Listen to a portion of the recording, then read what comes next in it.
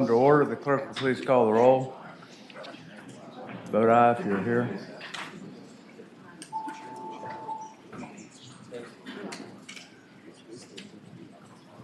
Mr. Chair, you have a quorum? We have a quorum. I assume people will be coming in as soon as they can. The first on the agenda, we have two bills that I think we can conform. Senate Bill 22, House Bill 2290 of Delegate Brewer is similar to Senator Dunavant's Bill 1314, reported from the committee 15-0 and Senate 39-0. Is there a motion that we approve? So moved. Mr. Chair. Yes. The House did do two technical amendments. It's largely Senator Donovan's bill, but it did strike out unpaid and legal parent from the bill. So if the committee would adopt those amendments, the bills would be identical. Motion to adopt? Second. Yes. Okay, all in favor of the motion to adopt these amendments, say aye. Aye. All opposed, no. Motion carries. Okay, they conformed? Okay, there's a motion to report the bill, House Bill 2290, Delegate Brewer's bill. All in favor of the motion, vote aye. All opposed, no. Ayes 9, no 0. Okay. The motion carries. House Bill 2230, Delegate Wamper's bill. I see he's here somewhere. This bill is, I think we can form this too. Charles, explain the bill. It's a revocation of post-release supervision. Mr. Chairman, Yeah, it's my bill was the Senate companion, and these bills do exactly the same thing, but in slightly different ways. And I think we probably need to figure out which way is better. So I would move to conform and report. Okay, is there a second motion to conform House Bill 2230 to Senator Obenchain's bill, which is Senate Bill 1245. All in favor of the motion, vote aye. Say aye. Aye. All opposed, no. Okay, there's a motion that we approve the bill or report the bill. Second. And all in favor of the motion to report the substitute to House Bill 2230, vote aye. All opposed, no. Vote no.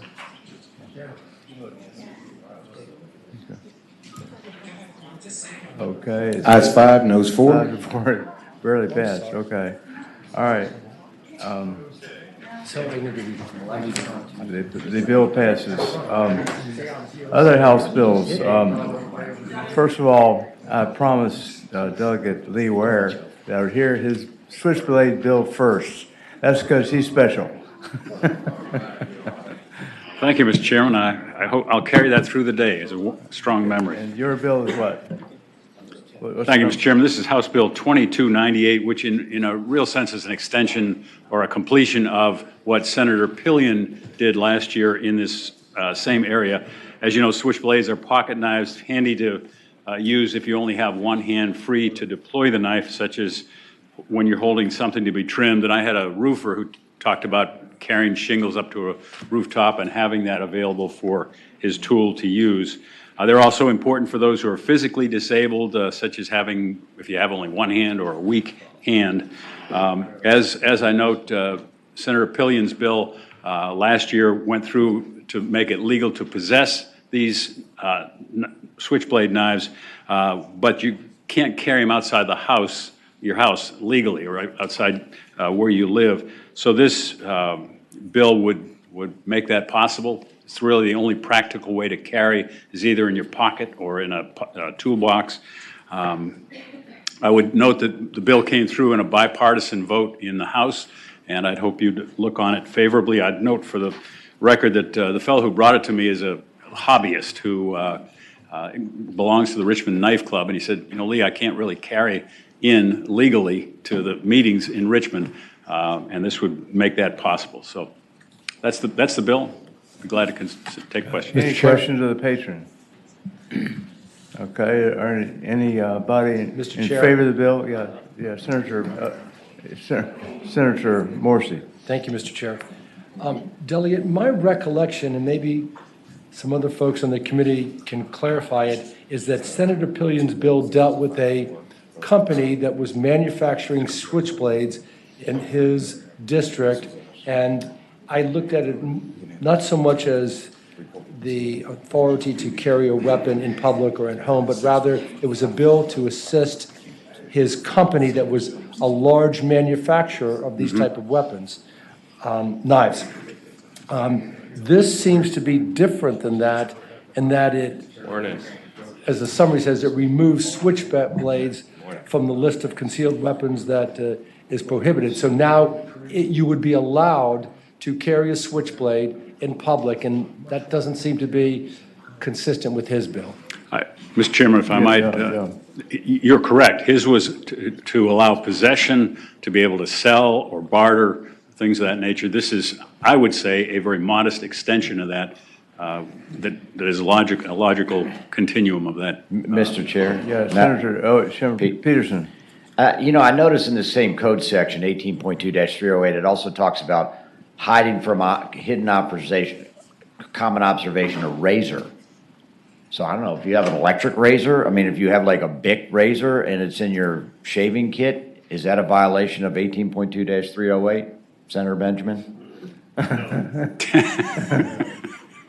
No. It seems like there's a very wide list of materials here. Yeah. Any other questions of the patron? I move that we report it. Is there anybody that wants to speak in favor or against the bill? Okay, somebody wants to speak against the bill, in favor of the bill, okay. Good morning, Mr. Chairman. Philip Vankley, VCDL, we support. Thank you. Okay, next. Good morning, Mr. Chairman. In answer to Senator Morrissey's question, it's legal for you to carry that knife as long as it's visible, so you can clip it on the outside of your pocket, but if you clip it on the inside of your pocket or put it down in your pocket, it's all of a sudden illegal. Thank you. Are you in favor of the bill or against the bill? Against the bill. Sorry. Sorry, I'm in favor of the bill. Okay, yeah. Next. Mr. Chairman, Andrew Goddard, Virginia Centre for Public Safety. We're not opposed to the idea of switchblade knives, which have a utility as a device for cutting materials and stuff like that. But the term switchblade also includes out the front Italian stilettos, and they have only a utility as a stabbing knife and as a weapon. So if you could make an exception for blades which are narrow and long and come out of the front of the knife and have no utility for cutting shingles, then we'd be in support of the bill. Does anybody want to have a motion or anything? I mean, an amendment or anything? I don't have a problem with that amendment. Do you, Gentlemen? I'd rather not, but it's obviously in the hands of the committee. If you make you all more comfortable. A written amendment. How about, did you say something along the lines of switchblade knife for non-lethal purposes or something like that? A knife is a knife. Mr. Chairman. Yeah, Senator Saslaw. I'd much rather have the kids bringing that little switchblade knife to school than carrying, concealed or not, than carrying a gun. And make no mistake about it, that's a far better choice. Yeah. The other thing, as you know, I mean, well, you're a lot younger than I am, but when we were in school, I didn't know anybody that didn't have a switchblade knife. No one got stabbed. No one got stabbed. Well, Saslaw was in high school years ago. Okay, Senator Morrissey. My first thought is, what school did Senator Saslaw go to? But my next observation is seriously, delegate. As Mr. Goddard said, a stiletto is a knife that comes straight out. Mm-hmm. It doesn't open like that, like a switchblade. It comes straight out. And as he said, it's used not for any type of contracting work or roof shingling work at all. Yeah. I understand the need for a box cutter, for example, that comes straight out. It's a small blade that comes out this much, and you can cut things with it. But I'm extremely reticent to allow somebody to carry a stiletto, an Italian stiletto that ejects from it and is only used. Is not used, I can assure you, for any type of tradesman's like work. Mr. Chair. Senator McClellan. I move that on line 14, after Bowie knife, comma, we insert stiletto knife. I'll second that. So you leave switchblade in or change switchblade to stiletto knife? Well, you can, it has the same effect, but basically we'll take switchblade knife out, we put stiletto knife in. Okay, is there a second to that? Okay. Is there any further discussion? This is under ban. Yeah, and you take out switchblade knife and add stiletto knife, which would be banned for concealed weapon. Yeah, right. Stiletto knife would be banned from being a concealed weapon, right? Okay. All in favor of the motion to amend, say aye. Aye. All opposed, no. Motion carries. Okay. Senator Sasslaw votes, moves to report the bill as amended. All in favor, it's been seconded. All in favor of the motion, vote aye. All opposed, no.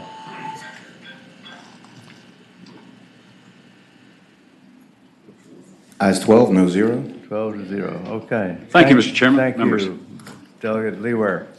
Okay, the next, we'll just go down the list here, if that's okay.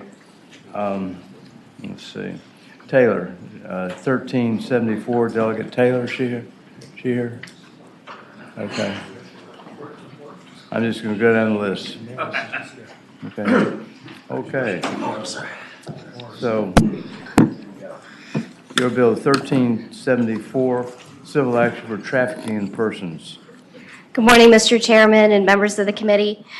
This human trafficking bill will create protections for victims by patching a loophole in current law that is preventing most survivors from getting relief under the code because traffickers and those participating in the criminal enterprise are not being charged or prosecuted, thereby preventing the survivor from being able to sue exploiters and receive the relief mentioned in the statute.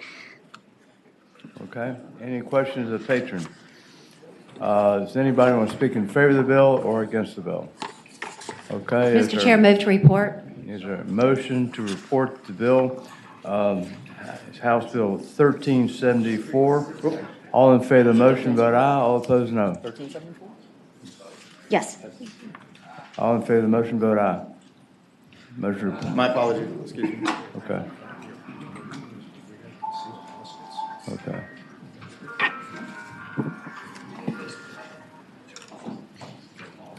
Ayes 14, no zero. 14 to Thank 0. The motion carries.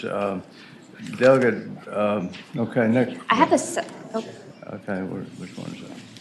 Which number, which one is it? What number is this, the bill? Okay, 1545, Delegate Taylor, 1545, Special Conservators of the Peace, use of the word police on the badge. Okay? Thank you, Mr. Chairman. I have before you an amendment in the nature of a substitute. Okay. Mr. Chair, it's just two line amendments. The first amendment is on line 190, striking out the Roanoke College of Office Campus Safety. And then the other amendment is a sunset clause the provisions would expire on July 1st, 2026. Okay, is there a motion to adopt that amendment? Any second? All in favor of the motion say aye. Aye, all opposed no. Now, what that does is, why did you take Roanoke College out? We've been trying to work with the lobbyists for the chief of police and just in negotiating, trying to work out something with her. Everyone could be happy with. We're asked to take out Roanoke College. The Roanoke College Office of Campus Safety is still covered. Originally, the bill started out with just the Dinwiddie Airport, and then we had a floor amendment in the House to add Roanoke College at the last minute. Okay. Anybody want to speak in favor or against the bill? Mr. Chair, I have a question. Yeah, Senator Boysko. Thank you, Mr. Chair. So if we have a sunset clause on here, these people are going to have a badge that says that they're police, and then somehow they're going to be taken away from them? How is that going to be implemented? That was something that we worked out with, like I said, the Chief of Police Association. That was something that they wanted. Okay. Any other questions? Anybody want to speak for the bill? Or, go ahead. You want to speak for the bill? Yeah, okay. Anybody want to speak against the bill? Okay. Is there a motion? Mr. Chair. Okay, come on up if you want to speak against the bill. Good morning, Mr. Chairman, members. Dana Schreiber with the Virginia Association of Chiefs of Police. I want to thank Delegate Taylor. We did discuss with her aides some possible options, and as a former legislative committee, I always try to, help legislators with legislation, but I have to say we are still opposed to this bill. Senator Norman championed about 10 years ago, I think, our legislation that really drew a strong distinction between a special conservator and police. After the reforms of 2020, we really have very specific requirements of police, and the SCOPs don't rise to that level by any stretch of the imagination. One of the things that I did recommend as an alternative is that the Dinwiddie Airport has an authority from the General Assembly. They can bring their authority language back in legislation to actually authorize a police department. In other words, don't get the cart before the horse. If you want to create a police department, get your amendment in that way, and then create a police department by the standards that we're all held to. So we really do oppose the idea of creating any more exceptions in the law that allows a special conservator to be called police. Mr. Chair. Yeah, Senator Morrissey. For the delegate, does this individual who is currently at Roanoke College or Dinwiddie Airport, do they have arrest authority right now? No, not at Dinwiddie Airport. Follow-up question. Yeah, Senator Morrissey.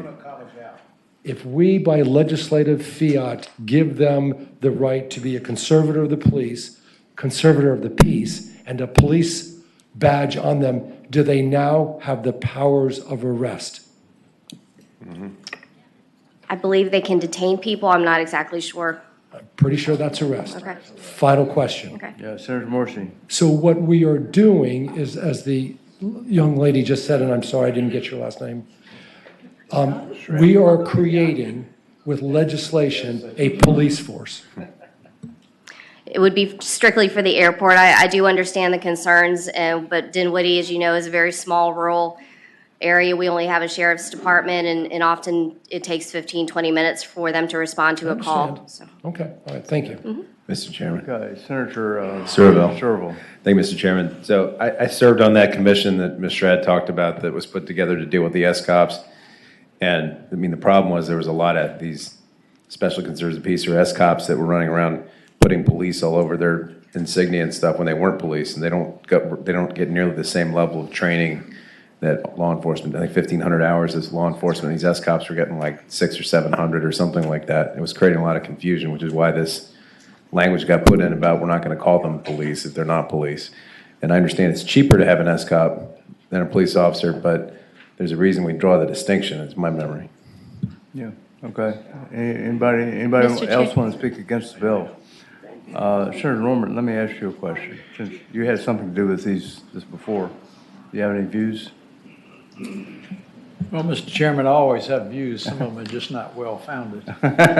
I know that, but anyway. I commented to your co-chairman that in the past, we literally probably have spent hundreds of hours on this topic trying to constrain it, and I appreciate what the delegate is trying to do, but I just can't embrace it with great affection. I think that we are creating greater problems in spite of the good intentions. Okay. Anybody else have anything to say? Okay. Is there a motion?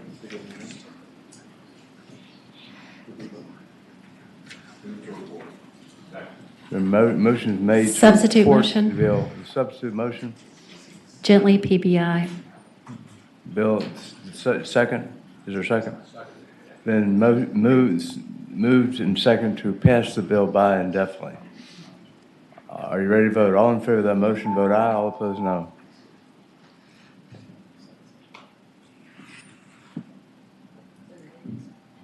Ayes 10, noes 4. Thank you. Sorry, thank you very much. Appreciate it. Now we go down the list here. The next Brewer, House Bill 1407, Delegate Brewer. It's this carrying a firearm or explosive material within the Capitol. Good morning, Mr. Chair, members of the committee. I have before you today House Bill 1407. So this is not a full repeal of anything that was done 3 sessions ago. This would just allow for concealed carry holders to traverse across Capitol Square and the surrounding buildings. We forget sometimes that we're only here for 60 days out of the year, but there are employees that go to and from garages that are going back and forth 8 blocks either direction, the Court of Appeals, all the other buildings that are owned by the Commonwealth around Capitol Square. And so I see this as a safety mechanism, and I'd be open to any questions the committee might have. Any questions of the committee? Is anybody who want to speak in favor of the bill? And then after, who would like to speak against the bill? Mr. Chairman, Philip Van Cleve, VCDL. Concealed handgun permit holders are the most law-abiding people we have, and we can track them. The state police can actually follow them because they're in the VSIN. And this has worked for years. We never had a problem, and we're just asking for that part to be reinstated. Thank you. Okay, thank you. Next, in favor of the bill? Good morning, Mr. Chair, members of the committee. I want to point out that statistically speaking, concealed handgun permit holders are more law-abiding than even law enforcement officers. And we've recently passed a bill to allow law enforcement officers to carry on state property. I hope it's the pleasure of the committee to approve this bill also. Thank you. Okay, yeah. All right, next. Come on up. Mr. Chairman, Andrew Goddard, Virginia Center for Public Safety. We oppose the bill because it doesn't just allow concealed carry permit holders to carry a concealed handgun. It allows people to carry any kind of firearm or explosive device. And that we don't think that a concealed handgun permit covers all those other things which people from other states would be allowed to carry. This would allow people calling themselves militias to swarm our Capitol Square carrying all kinds of long guns, as they have done in the past. We don't like this bill. Mr. Chair. Okay, Laurie? Yeah. Good morning, Mr. Chairman, members of the committee. My name is Lori Haas. Recent studies show quite the opposite of the testimony that's been presented. Weakening of concealed carry permitting laws does in fact increase violent crime. And a recent study just done in 10 states in the United States relaxing restrictions on civilians carrying concealed firearms in public increased by 12.9% officer-involved shootings. It doesn't reduce crime and it doesn't reduce violence. It actually increases it. We're opposed to the bill. Thank you. Any questions of anybody? Okay, Senator Morrissey.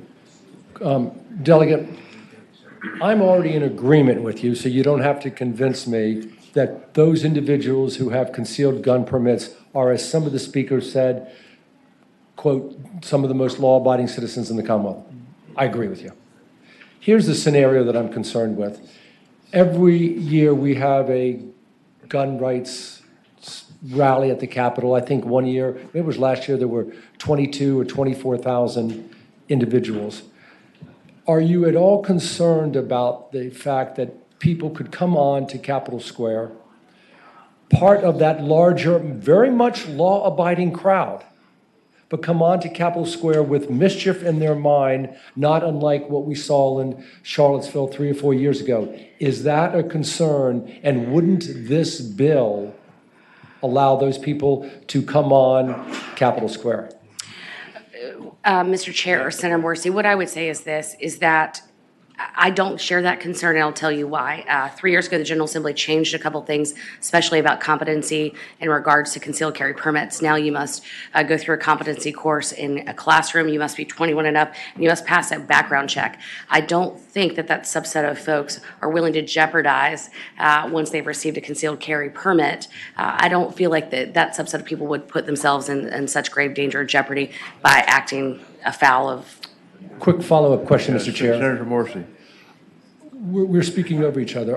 Those people that have gone through the training, they're not going to put it in jeopardy. The people that have a legitimate concealed weapon, they're going to be law-abiding. I'm worried about the population of people that don't have that concealed weapon, but come onto Capitol Square with that larger, much larger law-abiding crowd that you couldn't vet out that have those weapons. That's all. Mr. Chair, Senator Morrissey, then they wouldn't be covered by the bill. Yeah. Thank you. All right. Anybody else have any questions? Is there a motion? Been moved and seconded to report. Is there any other motion? Substitute motion, Motion, yes. gently PBI. Second motion is to PBI, pass the bill by indefinitely. Are you ready to vote? All in favor of the motion, vote aye, or if not, vote no. This is a motion to pass the bill by indefinitely.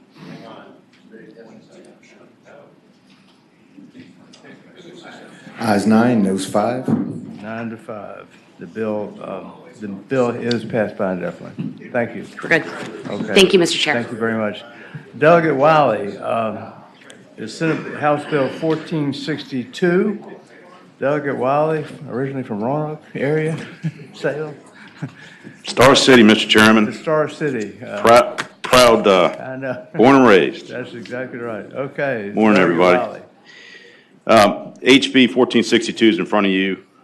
Basically, I'll just pretty much read what the title says because this is what it does. It removes a provision that prevents a firearms dealer from selling or otherwise transferring a firearm to a prospective purchaser until 30 days after the date of issue of the prospective purchaser's original duplicate photo identification. So basically, this bill does away with 30-day waiting period after receiving a new license. Let me ask you a question. How would the seller know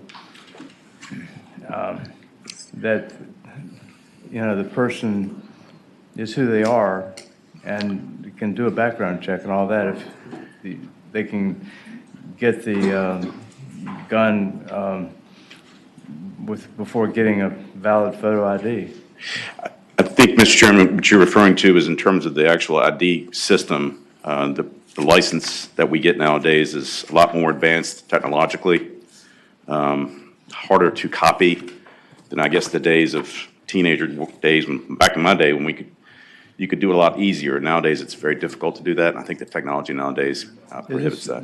You were talking about somebody who just recently moved to Virginia. Is that right? I don't think that's the way the bill reads, unless I could be otherwise. Okay. Okay. Any other questions? And I have some folks here to speak to it as well. Who would like to speak in favor of the bill? Any questions of the patron? Okay, go ahead. Who would like to speak for the bill? Good morning, Mr. Chair, members of the committee. To answer some of the questions, when someone comes to purchase a firearm, they must show a photo identification. Virginia driver's license has an issue date on it, and above the issue date, it says whether it's a new license, a renewal license, or a reissued license. Under current Virginia law, a firearms dealer must wait until that license has been 30 days past the date of issue unless it is a renewal of the license. So to speak to a specific instance, I had a customer that moved from Alaska to Virginia, and he shipped his guns to me. He had to wait until his Virginia driver's license was 30 days past the date of issue to pick up those firearms that were already his. So he had to pay the transfer fee plus a storage fee. So this would remove an antiquated code section. The technology today allows the DMV to verify identity when they issue the license. We have the Real ID capability, so this just brings the code up to current standards. Okay. Thank you. Any other questions? All right. Anybody else in favor of the bill? Mr. Chairman. Yeah. Senator Morris. Sorville, I see the state police is out there. I'd be curious if they have any understanding as to why this language was originally inserted in the code. Anybody from the state police here? Okay, here he is. Mr. Chairman, good morning. Chad Rogers with the Department of State Police. We do not have a position on the bill. I do not know the reason the language was originally put in the code, but I would be happy to get an answer on that. Mr. Chair, do you know when it was originally put in the code? The photo ID, it's my understanding, is a federal requirement, but the 30 days is statutory, and it's been part of the law as long as I can remember, hadn't it? It's been... That's pretty long. Okay, no, he knows. Okay, all right. Yeah, thank you. And you don't have a position. All right. Mr. Chair. Senator Morsi. This bill, the current law is if you go today and renew your driver's license because it expired, you can go down and you can buy that gun. That license that was renewed today is sufficient. The exception in the legislation is when an individual comes in and for the first time has a license that was just issued. That was the reason that we had it in the law, and maybe it was for reasons that you said earlier, because of the availability of false duplication or something of that nature. Correct, Mr. Chairman. Thank you. Mr. Chairman. Yeah, Senator Serville. Mr. Chairman, I'm looking right now. It looks like this language went in 1994. It was a bill by Gladys Keating, and it had to do with preventing straw man purchases. Okay. Okay. Yeah, Phil? Yeah, Phil Van Cleve, VCDL. Yeah, that's what I was going to say. It was in the 90s, and it was because a lot of people were getting a driver's license that shouldn't have got one. They were getting it for purposes of things like buying guns illegally, and that was, the system has changed. Anyhow, we're in support of the bill. Thank you. Okay, anybody against the bill? Nobody's, okay. Is there a motion? It's been moved and seconded that the bill be reported. Any other motion? All in favor of the motion to report the bill, vote aye. All opposed, no.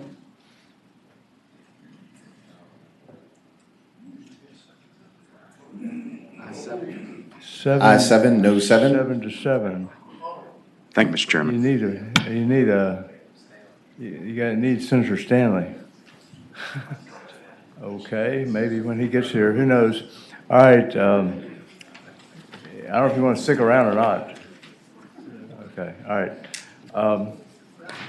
The next bill is Runyon. It's House Bill 1501, the Delegate Runyon. Thank you, Mr. Chair and members of the committee. House Bill 1501 expands the scope of the Civilian Oversight Board. It does a couple of things, one of which requires the participation of a retired law enforcement officer to be a member of the Civilian Oversight Board, a voting member of the Oversight Board. It also requires the members of the Civilian Oversight Board to perform a ride-along, in training and a ride-along incorporated in that. So, okay. Happy to answer any any questions to the patron? All right. Mr. Chair. Yeah, Senator Deeds. This bill is identical to your Senate bill, House bill from last year that was PBI'd in this committee. Is that correct? That is correct. Okay. Mr. Chair. Yeah. Do you have any citizen oversight committees in your district? Yes, sir, I do. Tell me which one. Albemarle. Oh, I've heard of Albemarle County. Okay. Anybody want to speak for the bill? Anybody want to speak against the bill?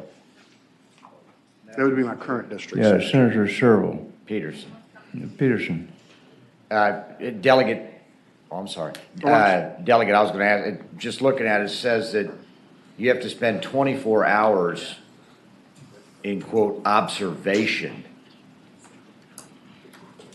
in order to qualify for the civilian oversight body. First question would be, if you don't spend 24 hours, are you not allowed to sit on it? What does that mean? That would be the intent of the bill, yes, sir.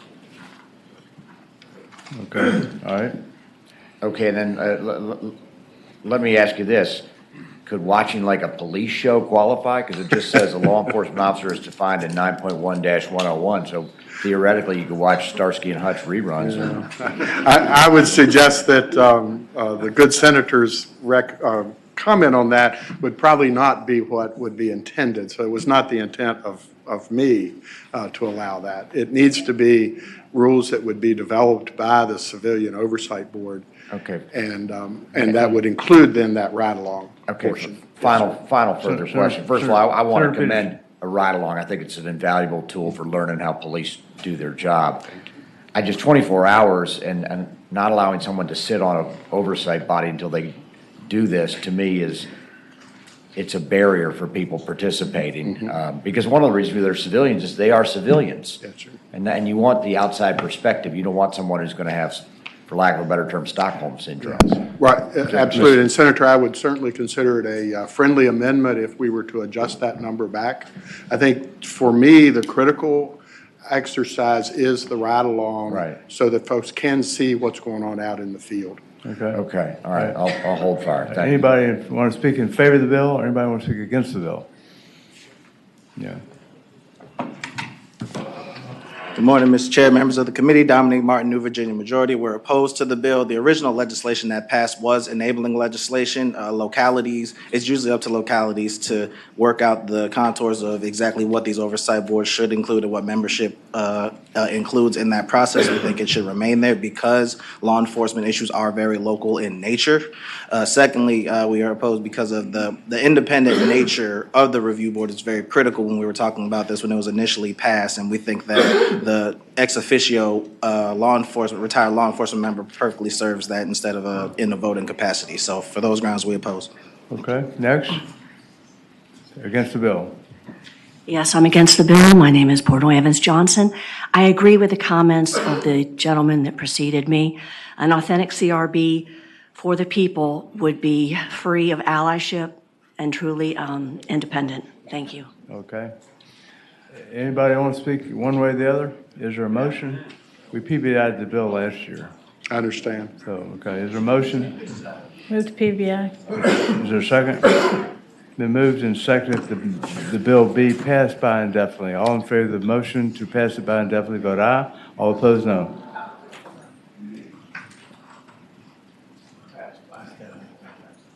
Senator, I have a second bill, if you all would be kind enough. Ayes 9, no 6. 9 to 6, the motion is passed by indefinitely. Thank you. Okay, the next bill is Delegate Runyon's, number 2467. Okay, it's toward the end somewhere. Yes, sir, it is. Actually, the last page entirely. Yes, sir. 2467, not the last bill, but on the last page. Correct. 2467, purchase of firearms, special identification without a photograph. Mr. Chair and members of the committee, this is a really interesting issue. It applies to 2,000 folks in the Commonwealth. We have a couple of religious groups, and a number of them are focused in the Valley, in Rockingham and Augusta counties that I'm privileged to represent. And these are called Old Order Mennonites. They're very similar to Amish, and we have Amish in other parts of the Commonwealth, and they operate very similar in that these folks have various small groups of churches, and they have a bishop, and they kind of decide how they're going to do things. Some of these folks do not allow their photograph to be taken in any form or fashion. So there is been, over the last number of years, there was a photoless ID created for them, and everything worked fine until the rules changed for firearm purchases.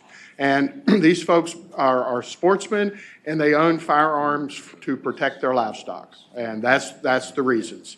And so these folks, they called me 4 or 5 months ago and said, I have teenage sons that wish to legally acquire firearms, and they cannot go outside their family and do this anymore. And so we worked on it.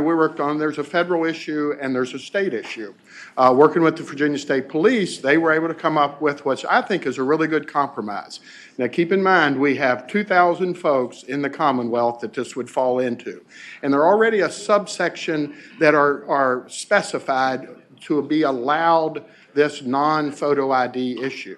And one of the things they have to do, it's a high barrier for them to achieve this photoless ID. One of the things they do is these groups do not pay Social Security taxes to the federal government. So there's a form, I think it's 4290, that requires multiple steps for them to acquire this form. The CPA that does my tax return also does a lot of these folks, and he said it is the gold letter these folks acquire. Once they get it, they never let it out of their hands.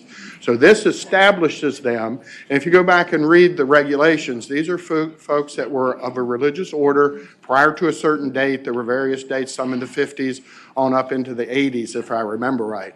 And so these are federally recognized folks that qualify not to have to pay Social Security. Once you get that form, then that ties into the photoless ID in the Commonwealth. And so they go through these various steps where they have to prove who they are and how that's done, and then you tie these together.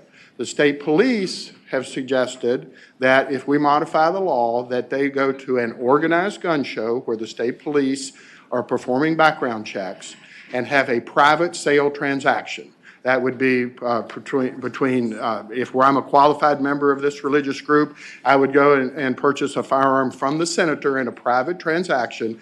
We would then go to the state police before that transaction was completed and run the background check. You have to present your photoless ID. all those forms of identification, all the paperwork will be gone through as if you were completing the transaction normally. You would just not have to have a photo ID. So there still will be a background check performed. So you're saying it's already being done by the... No, it's not legal yet. We need to make the changes that are allowed in this code to allow a photoless ID. Would this make it broader, though, so that anybody could get... Only those folks that fall within that category that can get both a photoless ID and have that federal qualification. Is that what 46.2-345.2 says, Charles? Yes, Mr. Chair. It's a provision in the DMV title that allows these people to get essentially driver's license without their photo taken. Okay, Senator Morsi. Delegate, there's something here that I think you're onto, but let me try to understand this. Is this population of people, of 2,000 that you mentioned 2 or 3 times, does that already exist? Second question, Mr. Chair. Yes, sir. Go ahead, Senator Morsi. Can that population of people be added to? In other words, can another individual come along now and say, I'm now part of this religious affiliation and I want to be able to avail myself of this new law? Or is it strictly limited to a population of 2,000 that already exists? There's 2 ways that you add to that population. One is natural birth, right? And so these folks are adding children all the time. So that population changes. And then, yes, you could go join the Old Order Mennonite Church. Keep in mind that you have to forsake your ability to collect federal Social Security tax payments and no longer federal unemployment. When you give up the right to pay, or the requirement to pay Social Security tax, you say then you're never going to take that money. And so it's a fairly high bar for you to do that. Mr. Chair. Yes, Senator Morsi. I understand the fairly high bar, and I'm almost leaning towards it, but let me ask you this. I'm curious, how do these individuals right now who do not have a photo ID, a passport, or a license, how do they vote? How do they identify themselves in any other governmental activity that requires identification? I know it's not part of your bill, I'm curious. Yeah, with our photoless ID. And if you go back, there was a photoless ID passed 6 or 8 years ago. It's been a while since I looked at those requirements. And so these folks go through all these hurdles, additional hurdles to what those of us that allow our photograph to be taken to achieve this photoless ID. And then they're able to do that. The voting, I'm not sure about. I will say historically this group does not vote, although they are starting to vote. Okay, and it's an interesting thing because there's 2,000 of them and there's probably 25 or 30 churches or church affiliations, and each one of them decide how they're going to do it. So one Old Order group may choose to drive black cars with no photo ID, driver's license, and others choose to only be in horse and buggies. And so they kind of decide in that manner. Mr. Chair. Okay, any other questions? Yes. Senator McClellan. Thank you. You alluded to a federal issue, and I guess my question is actually more for council. Is there a federal requirement to have a photo ID to purchase a firearm? So, Mr. Chair, there is a federal requirement to have a photo ID to buy from an FFL, federal firearms dealer. Delegate Runyon's bill, as he explained, I don't want to say circumvents that, but goes through state police at firearm shows, where state police currently goes to those shows and have the ability to do background checks there. And since the state police's background check falls outside of the FFL check, that is how these people would buy firearms. They'd be limited just to that one chance in buying them at firearm show through the state police. Mr. Chair. Yeah, Senator Peterson. And if Senator McClellan's finished. Here's my question. We passed a law 3 years ago which requires background checks for private sales. In other words, if I'm going to sell to my neighbor. Does this bill implicate that law? Mr. Chair, to answer that question, it does in the sense of you cannot buy it through a private sale through an FFL. Right. So you couldn't go to the FFL and have them transfer a firearm. But the only way to do it would be if you're buying it through a private sale is go to the firearm show and have state police do it. If you do not have that background check, you would still be in violation of that law. And actually, so I might continue. This has been an issue because, for example, I purchased a shotgun a couple years ago, and went through the background check, and it was during COVID when the state police was shut down, and had to mail all of the information. Eventually, somebody signed off on it. But I'm just curious that it implicates those types of transactions. And one of the things I'd like to see is the state police have some type of streamlined process where if you are making a private sale, you can go immediately to them and have that done. Okay, any other questions? Mr. Chair, Yeah. to comment on the senator's remarks, I would agree that's a separate issue for those of us that have photo IDs, that when we're doing a private transaction, it's pretty cumbersome right now. This goes back to, I think we need to focus the fact that they're going to a place that state police are performing background checks. The same background check you and I would have to go through needs to happen for this transaction. A fairly narrow 2,000 out of 8 million Virginians this applies to, and it's a religious issue. These folks do not allow their photographs to be taken for any reason. And so when we changed the law 3 years ago, it put them in a difficult position. Okay, any other questions? Anybody want to speak in favor of the bill? Anybody want to speak against the bill? Okay, in favor. Phil? Can I make a comment before on that? These folks don't participate in government in the way that they would come and talk to here.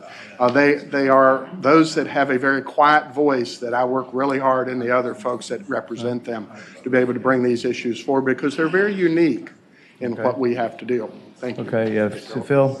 Yeah, Phil Van Cleve, VCDL. Yeah, we support the bill.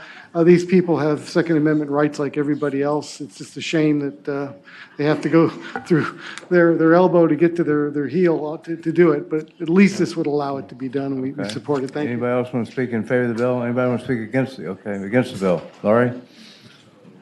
Mr. Chairman, members of the committee, I'm not speaking against the bill. I'm just trying to understand and get clarification. When the Virginia State Police perform a background check, it's done through the Virginia Firearms Transaction Program, and they check state databases to see if there are any prohibitors in the state database. They also send this off to NICS, which is the National Instant Check System run by the FBI. And I just didn't know, without the photo ID, are they able to check the federal database at the same time? I'm just confused. Charles, expert? Mr. Chair, I think that'd be, state police can answer that question. What'd you say? I think state police should answer that question, Mr. Chair. State police. Is there anybody, again, from the state police to explain how it works? Mr. Chairman, members of the committee, my name is Chad Rogers. The Department of State Police does not have a position on this bill. We transmit the information to NICS in electronic form. They're going to go into the computer, they're going to type in the relevant information, they're going to transmit it. We do not actually transmit a copy of a picture to NICS. Well, Mr. So, Chair. yeah, the question is, The question is whether you can do it without a photograph. Can you get information from NICS? I think you just said they don't send a Well, picture. let's see what the answer. Mr. Chairman, Senator Deeds, the answer is that is correct. We do not need the photograph. The photograph is to verify the identification, Senator Deeds. I see, okay. So at a gun show, you can do it without a photograph? It would be possible, Mr. Chairman. Has it ever happened as far as you're aware personally? Not at this time. Okay, all right, okay. All right, anybody else want to speak on the bill, one way or the other? Mr. Chairman. Yes, Senator McClellan. Boysko. Move to report. Boysko. Senator Boysko? Second. Moves to report. Is there a second? Second. Moves and second to report the bill. All in favor of the bill, vote aye. All opposed, vote no. Ayes 15, no zero. Thank you all. Thank you, Delegate Runyon. Okay. Now we, Mr. Chairman? Yes. Yes. Morrissey? Senator With Morrissey. with respect to House Bill 1462, having voted on the prevailing side as a courtesy to a member who was absent, I'd ask that we strike that vote and reopen the voting. We'll just, it's reconsideration, I guess. Everybody, most of us. Yeah. Right, exactly. Your motion to reconsider the bill, which is the bill 1462. Delegate Wiley's bill, 1460. The motion to reconsider, all in favor of the motion, say aye. All opposed, no. Ayes 15, no zero. Okay. Now, is there another motion? Would we like to set it aside for a while? What?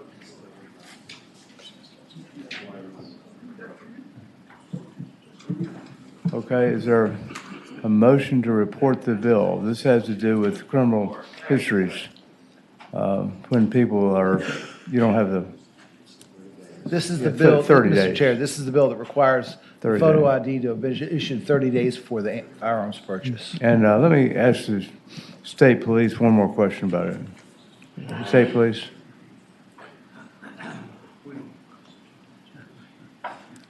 I understand you don't have a position on it, but in terms of the 30 days, how does it work? The bill 1462. Mr. Chairman, to be very candid with the committee, I'm not 100% clear on how that 30 days works, and I'm going to need to, I've already been sending messages out to get clarity on that and the reason it was originally enacted. Okay. Why don't we pass it by temporarily? Yeah, I don't even okay? understand this. Okay. All right, thanks. All right, the next is Delegate Hodges. Next.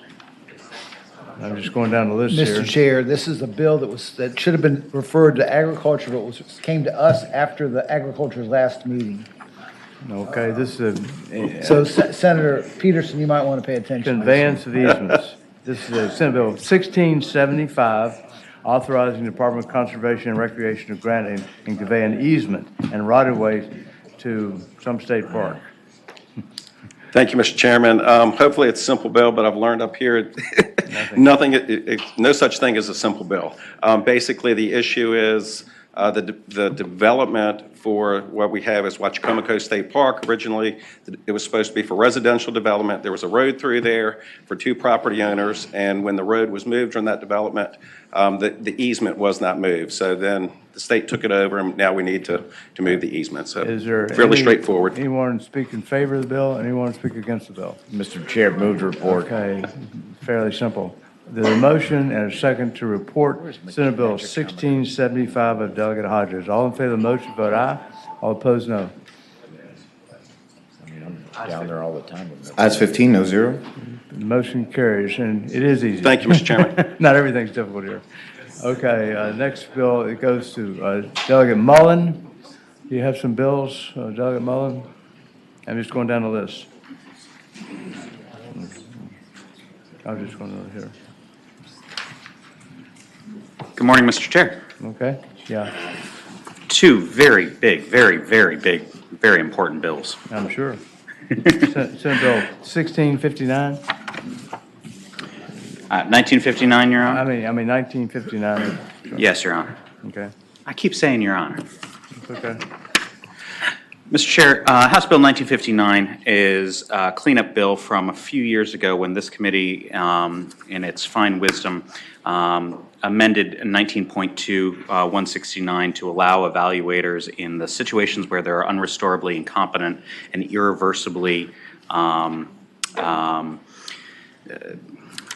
irreversible medical condition individuals to be able to go forward just on the basis of a report. But what happened is that we found that DBHDS is refusing to take people without a restoration first. So you end up in a situation where they're in a sort of a constant cycle where DBHDS is not taking someone until there's a restoration. There is not going to be a restoration because there is only going to be a report. And so that 6-month cycle just continues on, even though you're having somebody who is unrestorably incompetent and irreversibly incompetent, and irreversible usually in this context ends up with somebody who has had some sort of dementia or some sort of brain injury to the likes that we are just not going to be able to restore them ever after at least 1 and usually 2 doctors have found them to be so. That is the bill. It fixes a very small quirk in something that this committee already did larger work on a couple of years ago. Okay, any questions of the patron? Anybody want to speak? I have a question. Yeah, Senator Morrissey. Delegate, can you explain to me the provision where the initial evaluator sends another report and the court shall proceed with another competency evaluation? Why are we doing a second competency evaluation? As you just said, the person, to use your words, is irreversibly incompetent to stand trial. But is it not true that your legislation would still authorize another competency evaluation, another shot for the Commonwealth to put this person on trial who, as you just agreed, we all agree is incompetent? No, and I can defer to counsel here at the moment just to be able to correct me, but I believe that at that point, what you're not doing is another competency evaluation. What you're doing is whether or not they are restorable at that point. But I will defer to counsel to correct me because. Charles, is that right? Mr. Chair, I believe the delegate is correct. And the delegate's bill doesn't touch the second evaluation. It basically just, as the delegate said, closes the loop when the person has some sort of either physical injury or some sort of condition that will make him unrestorable. And that's kind of what the bill, it just circumvents the initial need to get him restored because everyone agrees it's unrestorable.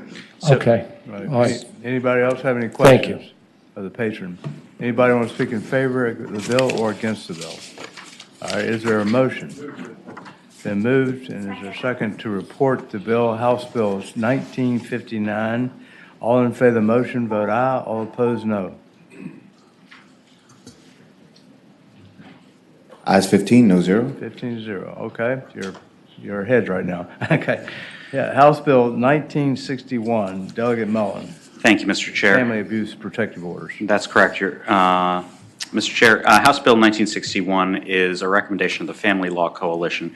It amends our provisions on 16.1-253.1. It allows for a court in those instances in which we are providing for protective orders to also award essentially the passwords related to devices. Right now, you've already been able to award the devices. Now you're going to be able to award the passwords as well. So I would draw your attention to the lines at 44 and 45, which says the passwords. In essence, right now, there are some courts that are saying that we can only award the device but not the password. And so you end up with individuals who are abusers who would then go onto people's devices remotely and start to get into people's devices even though they have a protective order out, which is about as horrific as you can have in the 21st century. All the damage that can be done from that. And so that is the primary aspect of the bill. There are also some secondary aspects of it as well, which could also apply to home surveillance devices such as Nest cameras, which would also allow for courts to be able to order that abusers not use the account passwords to prevent remote access to those as well. That is, Mr. Chair, the bill. I'm happy to answer any questions as well. Anybody have any questions? Anybody want to speak in favor of the bill? Anybody want to speak against the bill? This comes from the Family Law Coalition, is that correct? Okay. Mr. Chair, members of the committee, Eric Ling speaking on behalf of the Family Law Coalition. We want to extend our gratitude to Delegate Mullen for carrying the bill, and obviously we support it. Okay. All right. Congressman Attorney? Yeah, I'm Nathan Green, Commonwealth Attorney for the City of Williamsburg and James City County, here speaking on behalf of the Virginia Association of Commonwealth Attorneys. We do support the bill as well. Okay. Anybody want to speak against the bill? Mr. Chairman, I have a question. Yeah, Senator Sorrell. I don't know, maybe Nathan might be able to answer this. So I've seen situations where people try to track or surveil. They don't necessarily use their phone to do it. You use a laptop to do it.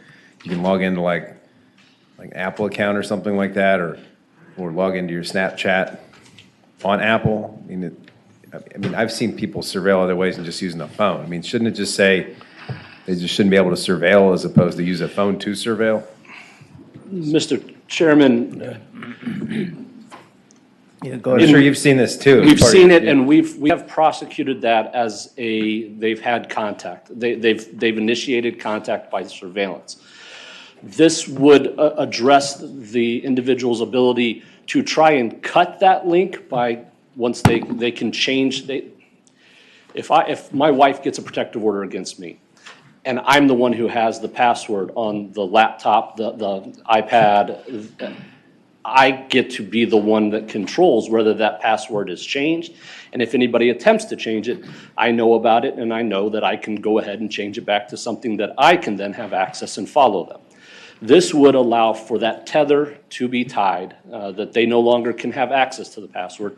But more simply, if I'm the one who has our laptop that has all of our financial information and she's trying to do her taxes, and I give her the laptop, but I don't give her the password, it's akin to her giving her the house, but not giving her the keys to the Mr. house. Chairman. Yeah, Senator. I get that, and I don't have any problem with that part of the bill. I get all that. My point is, I have seen people surveil other people in ways that are way more sophisticated than using their phone. And I want to be very clear, Mr. Chairman, that we do not believe that passing this amendment is going to stop all protective order violations. It's just a tool. Mr. Chair, may I respond? Delegate Mullen. This doesn't cover all of those remote passwords. This covers just the device passwords right now. In answer to the Senator, there could be an additional bill that would cover all passwords, but this only covers device passwords currently. Mr. Chair, just to Anybody- clarify, it says telephones and electronic devices. That's right. not So it just also telephones. covers cell phones, it covers iPads, it covers, but only to passwords to the devices, which could be covered remotely in any way, but it does not cover your iCloud, for example. It doesn't cover your Snapchat. It doesn't cover your Facebook. So it's Any other questions? device passwords. Is there a motion? But wait, Mr. Chair. Yeah, can I ask- Senator Yes. McClellan. Well, for most of those devices, the items are stored in the iCloud, so why do you not include the iCloud password? So sometimes your password for your device is the same as an iCloud.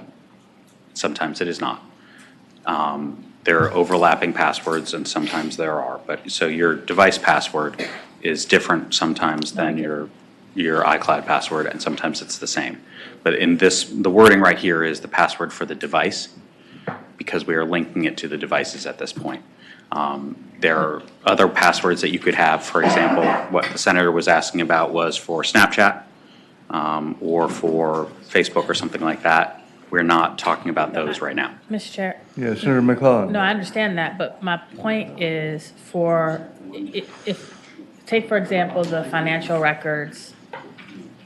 For a lot of devices, that data is stored in the cloud, not on the device. So my question is, why are you not including the password for the cloud? That would be a different bill. I love that idea as well. That's a larger bill than what this is. All right. I think that's a great idea. Mr. Chair, if I can just, Yeah, the way the language in the code's drawn, that where this is amending, it amends the section that deals with possession of cell phone numbers or electronic devices. So that's why it's been drawn to that part and not to the other part, the larger policy part. Okay. Good idea, though. Any other questions? Mr. Chairman, Yeah, down here. Chairman McDougall. Mr. Chairman, just make sure I'm reading this right, and this is for probably Charles or Steve, or maybe Delegate Mullen. Line 41 is locator surveilled, that seems logical, but on the and password, are we granting them the possession to use it exclusively, or are we saying that somebody has to divulge it at that point in time? Like all the other items are, say, exclusive use, so what happens if the person doesn't know, who's getting it doesn't know what that password is? Is this saying that somebody has to divulge something that's not already known? No, I don't believe that. Well, I think that's an answer for Charles? council first. Mr. Chair, I believe the answer would be that you would get exclusive use and possession of the electronic device, and if you did not know the password, the court would then compel the password to be shared. Okay. If no one knows the password, then you have the device, but there's no way to open it or use it. Okay. Mr. Chairman, Yeah, Senator McDougall. I understand what we're trying to do and agree with that. I guess my concern is, have we ever compelled somebody to give something in their mind? Like if you have a search warrant, you can't compel somebody to open their phone or give you code on device. Well, so, Mr. Chair, I think what you would hope in this instance is that they are awarding the device of their own in that instance. If they're awarding someone else's device, I would think that it would be for the sound discretion of the court to not be awarding possession of someone else's device and then also be opening it. There would be a reason that the court would then have that. If a court were to do that, it would be, for example, I can give you an example. We have a shared family device in our family. All right, so my children's iPad is a shared family device that has information on it that is both my children's, my wife's, and mine. I, for the life of me, cannot always remember what the password on my children's iPad is. My wife, because she is a better person than I am on any number of things, can remember what my children's iPad password is. In that instance, I could imagine that a court would say, in awarding the possession of the children's iPad, could compel in some way the opening of the password for that device. I guess that would be the instance that the senator would be. Mr. Chairman? Okay, Senator McDougal. If it was shared devices, I think my concerns are alleviated, but that's not what this says. This says granting any device, exclusive use and possession, doesn't say of shared devices. It's a. So right now, you're already allowed to grant exclusive use of the device. So you're already doing that. So that's already current law and code. And I'm looking to counsel just to clarify, but I believe that's already right now. So the only difference now is that you're allowing for exclusive use of the password as well. And under current law, many courts are already interpreting that as being the current law. So many courts, not all, are saying, how can you give a device and not give the password? Because if you don't, it's a dead item. So there's a split within our courts right now, and I believe the members of the Family Law Coalition can come back up and speak to it, but half the courts, or some of the courts are saying, how can you give the device and not the password? And some are saying, well, I'm going to give you the device, but not the password.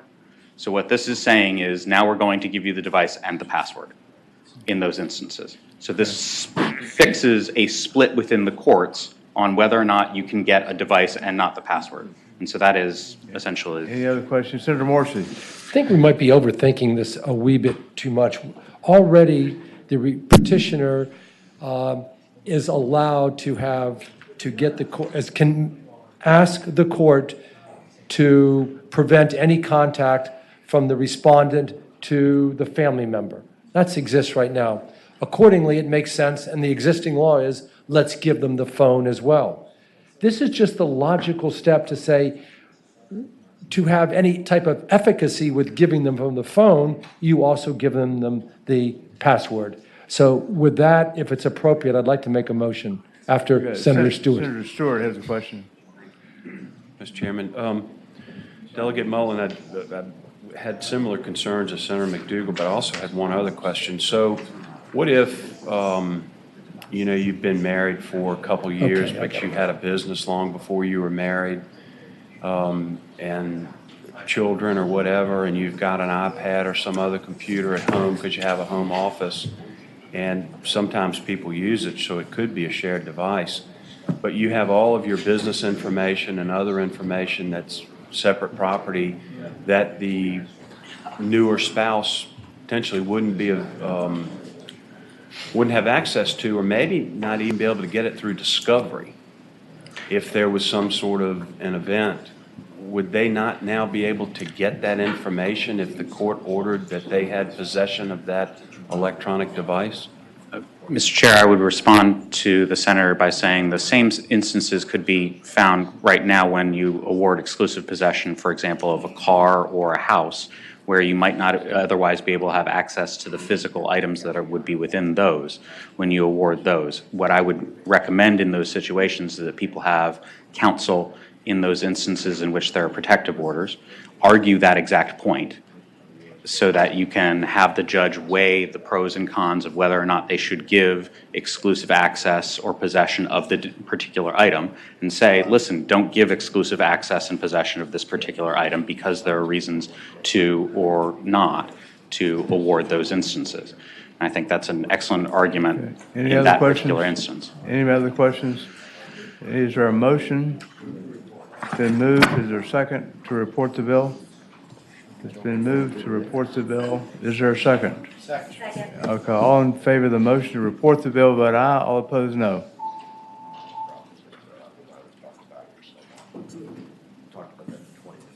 Ayes 15, no zero. Okay, thank you, Thank you, Mr. Delegate Chairman. Mullen. Yeah, thank you very much.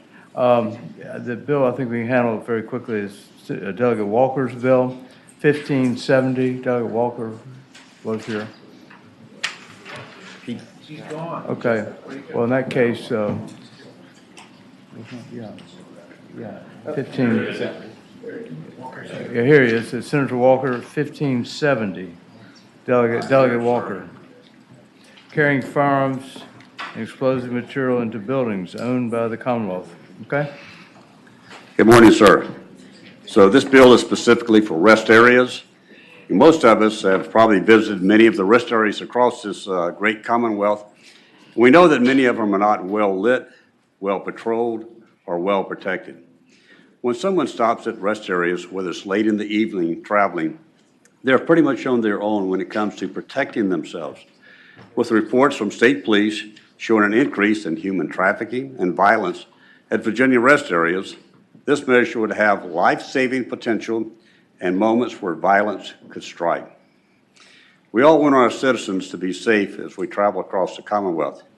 It is critical that we provide Virginians with the opportunity to protect themselves against those that may prey upon vulnerable travelers. In my case, senior citizens, elderly, women, or disabled individuals have no way of protecting themselves. And so therefore, what this bill would ask or request is that we would have that opportunity to protect ourselves. What I find interesting is that the current code exempts our state parks from this provision. So people can carry a firearm at a state park, but not on the way to the state park. So if they're traveling from one area to visit a state park and they have to stop at a rest area, then there's no way of protecting themselves. So this is just a simple measure of allowing people to protect themselves as they're traveling across the Commonwealth here. Any questions of the patron? Anybody want to speak in favor of the bill? Mr. Chairman, Philip Van Cleve, VCDL. Yeah, I don't believe this was kind of in the thinking when the law was changed back in 2020, that rest stops would be something that would become an issue. Thank you. Okay. Next. Good morning, Mr. Chair, members of the committee. Patricia Webb, VCDL. Rest areas are frequently areas where state employees are not stationed. They are lonely places on the side of the highway where criminals can victimize people. Recent experience for me was heading back from Christiansburg after a meeting, and 1 o'clock in the morning, drinking coffee to stay awake, and as we all know what coffee does, I had to stop at a rest area a couple of times on the way home. So I hope it is the pleasure of this committee to report this bill. Thank you. Okay. Next. Portnoy Evans Johnson, I agree with the prior speaker. I also support BCDL and President Van Cleve. Thank you. Okay, thank you. Next. Mr. Chairman, Andrew Goddard, Virginia Center for Public Safety. We oppose the bill. We oppose any chipping away at the law which was put in place 2 years ago. And this is just the start of an avalanche of exceptions probably that will be coming. Okay. Anybody want to speak against the bill? My concern, Delegate, is the exceptions have to do mostly with people, such as bail bondsmen, retired law enforcement, employees of Department of Corrections, et cetera. And this kind of opens it up to anybody in a highway rest area. I mean, it works both ways. Does anybody want to say anything, want to say one way or the other on the bill? Yeah, Senator Saslow voted to pass the bill by indefinitely, and Senator Boysko seconded that motion. All in favor of the motion to pass the bill by indefinitely, vote aye. All opposed, no. Thank you, Senator. Okay. Thank Ayes you. 9, no 6. Thank you. Appreciate it. Okay. The next person, McQuinn, Delegate McQuinn. Okay, you have a bill that's, let me see here. Good morning, Mr. You have a substitute, I believe, right? Yes. Okay. So it's in House Bill 2330, and there's a substitute for the bill. Is there a motion been made and seconded to report, to adopt the substitute? All in favor say aye. Aye. All opposed, no. Okay, would you like to explain the substitute to the bill? Yes. Having to do with the Yes, Mr. Chair. bus people. Okay. Yes, Mr. Chairman. Mr. Chairman, the substitute on on line 52F, and it speaks to any addition, a person who commits a battery against another knowing or having reason to know that individual is an operator of a vehicle, public transportation vehicle, will be found guilty of a Class 1 misdemeanor. And so it takes it from a mandatory minimum to a Class 1 misdemeanor. The sentence of that person upon conviction shall also prohibit the person from entering or riding in any vehicle operated by the public transportation service that employs such operator for a period of 6 months as a term and condition of such sentence. And then there's on line 100B, any person who enters or rides in a vehicle operated by a public transportation service who has been prohibited for such, in terms of riding the bus, is also guilty of Class 2 misdemeanor. And Mr. Chairman and committee, this bill was brought to me by public transit operators, our essential workers who, when everyone else shut down, they were still operating during the COVID period. There's been an escalation in battery and assault, and they have been, many of them even have been traumatized by what has happened. Yeah. And so, as people are taking out their frustration and anger against these transit workers, they needed some additional protection. Yeah. And the thing about it is not just in the Commonwealth of Virginia, but all over our nation, the same thing is happening. And there have been 20 states that passed legislation to further protect transit operators.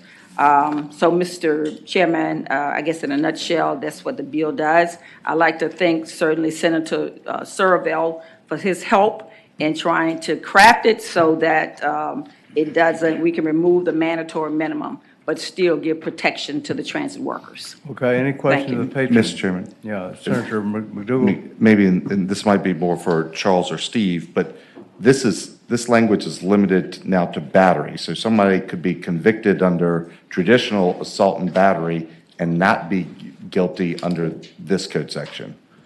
Is that accurate? That is accurate. It strictly pertains to a battery. That is a touching, an actual touching. Mr. Chairman, additional question? Yeah. So, Mr. Chairman, touching, which is a battery, yeah. And so, Mr. Chairman, Senator McDougal. For this, could you be charged with assault and battery and this offense at the same time? Assault and And battery. receive 2 Class 1 penalties?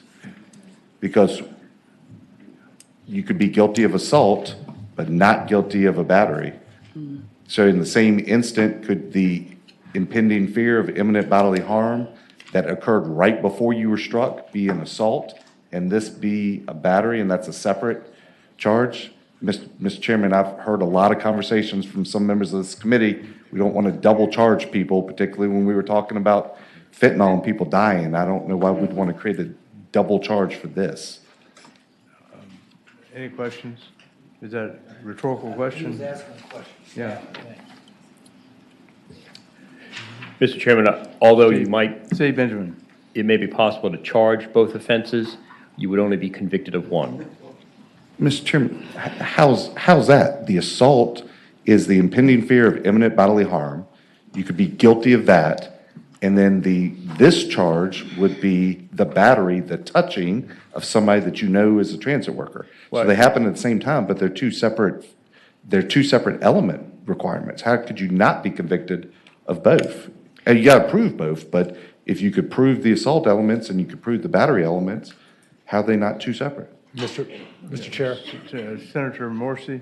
Question for staff.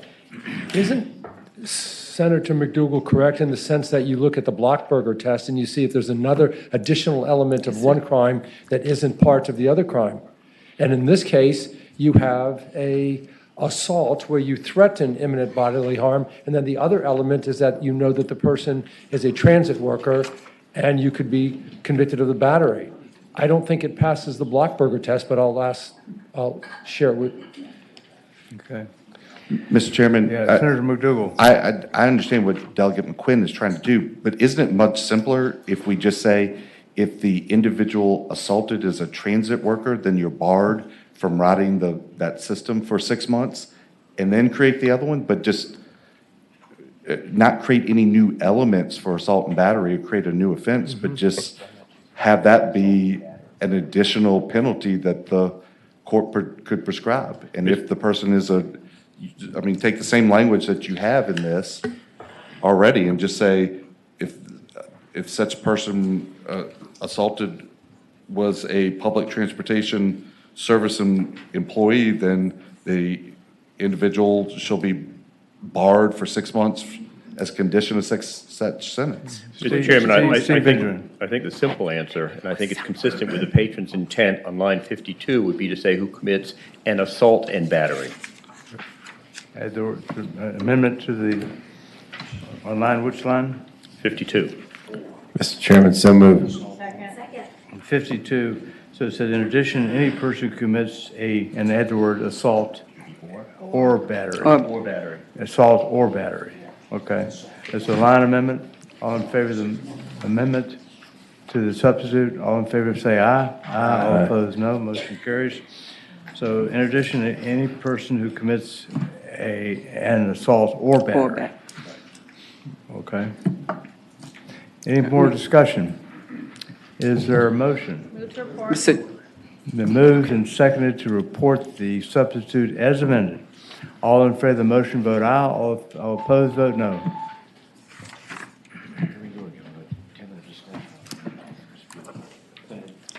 Thank you, Mr. Chairman. Thank you, committee. Ayes 15, no zero. Thank you. Bill passes 15-0. Thank you very much. Okay, and the next, Senator Rasul.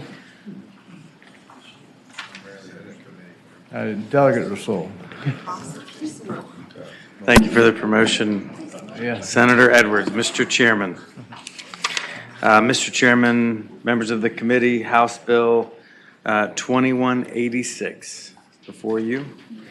House Bill 2186 is a pretty direct, simple bill that helps localities allowing their code enforcement to be able to post no trespassing signs, quite simply, on derelict buildings.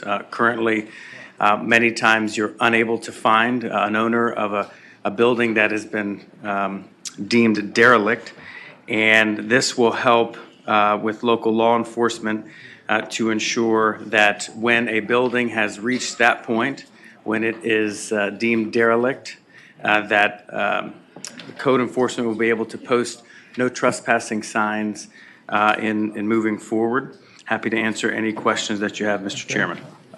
Delegate, is this something the Rock City wanted? Absolutely, Mr. Chairman. And you somehow managed to slide it through the House 100-0. Is that right? We did. It came out unanimous, Mr. Okay. Chairman. Anybody have any questions about the bill? Is there a motion? Is there a motion to report the bill? So moved. It's moved and seconded to report the bill.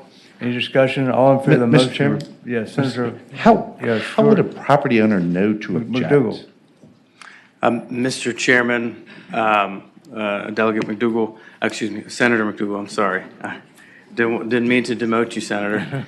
The issue that we have here is that there are these property owners who, as you may know, they are trying to get in touch with them but are unable to. So one of the provisions that we added in the House at the beginning was, unless the owner of such property objects, the reality is that they are trying to get a hold, obviously because it has reached this point of becoming derelict, of these property owners, but many times they're just unable to find them. So this is a safety measure. What is happening is squatters are coming in and creating a situation where not only is it unsafe, but certain activities are actually happening within these derelict buildings. And so this gives them an opportunity to simply post a no trespassing sign. Okay, all right. Any further discussion? All right, it's been moved and seconded, I believe, to report the bill. Any discussion? All in favor of the motion, vote aye. All opposed, vote no. Ayes 15, no zero. Congratulations. Thank you, Mr. Chairman, members of the committee. Thank you very much. Okay, the next we'll move on to, I'm just going to, let me see. I see you go down here. Sullivan, Rip Sullivan, I think 1583. Delegate Sullivan, peeping and spying.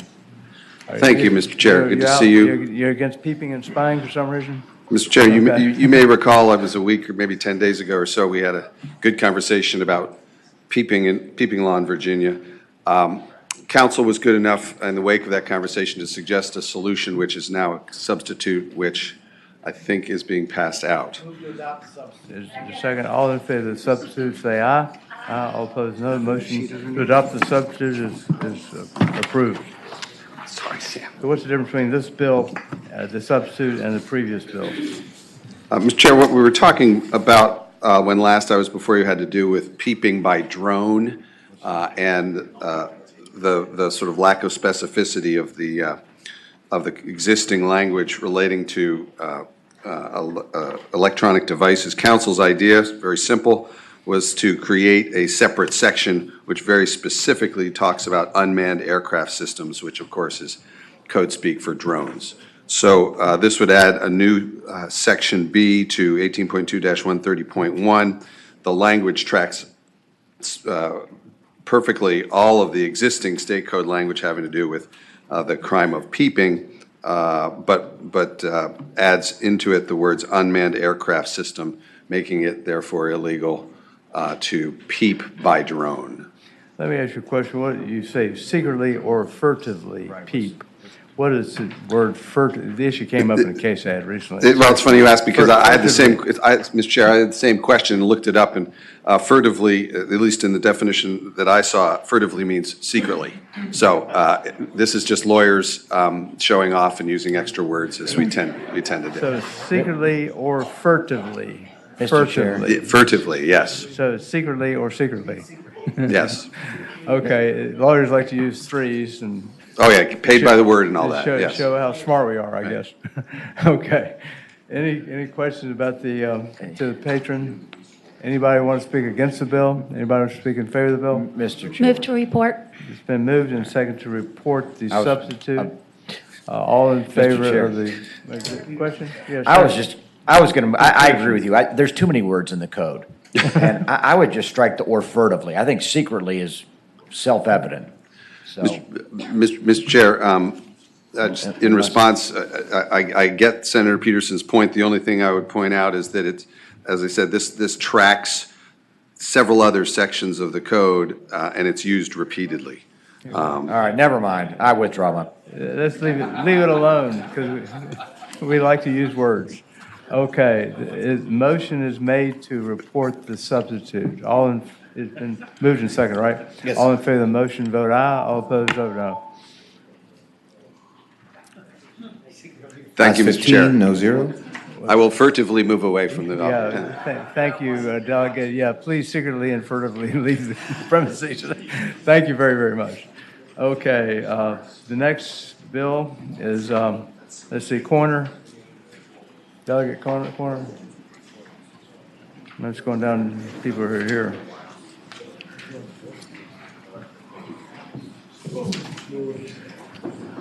Okay. This is House Bill 2184.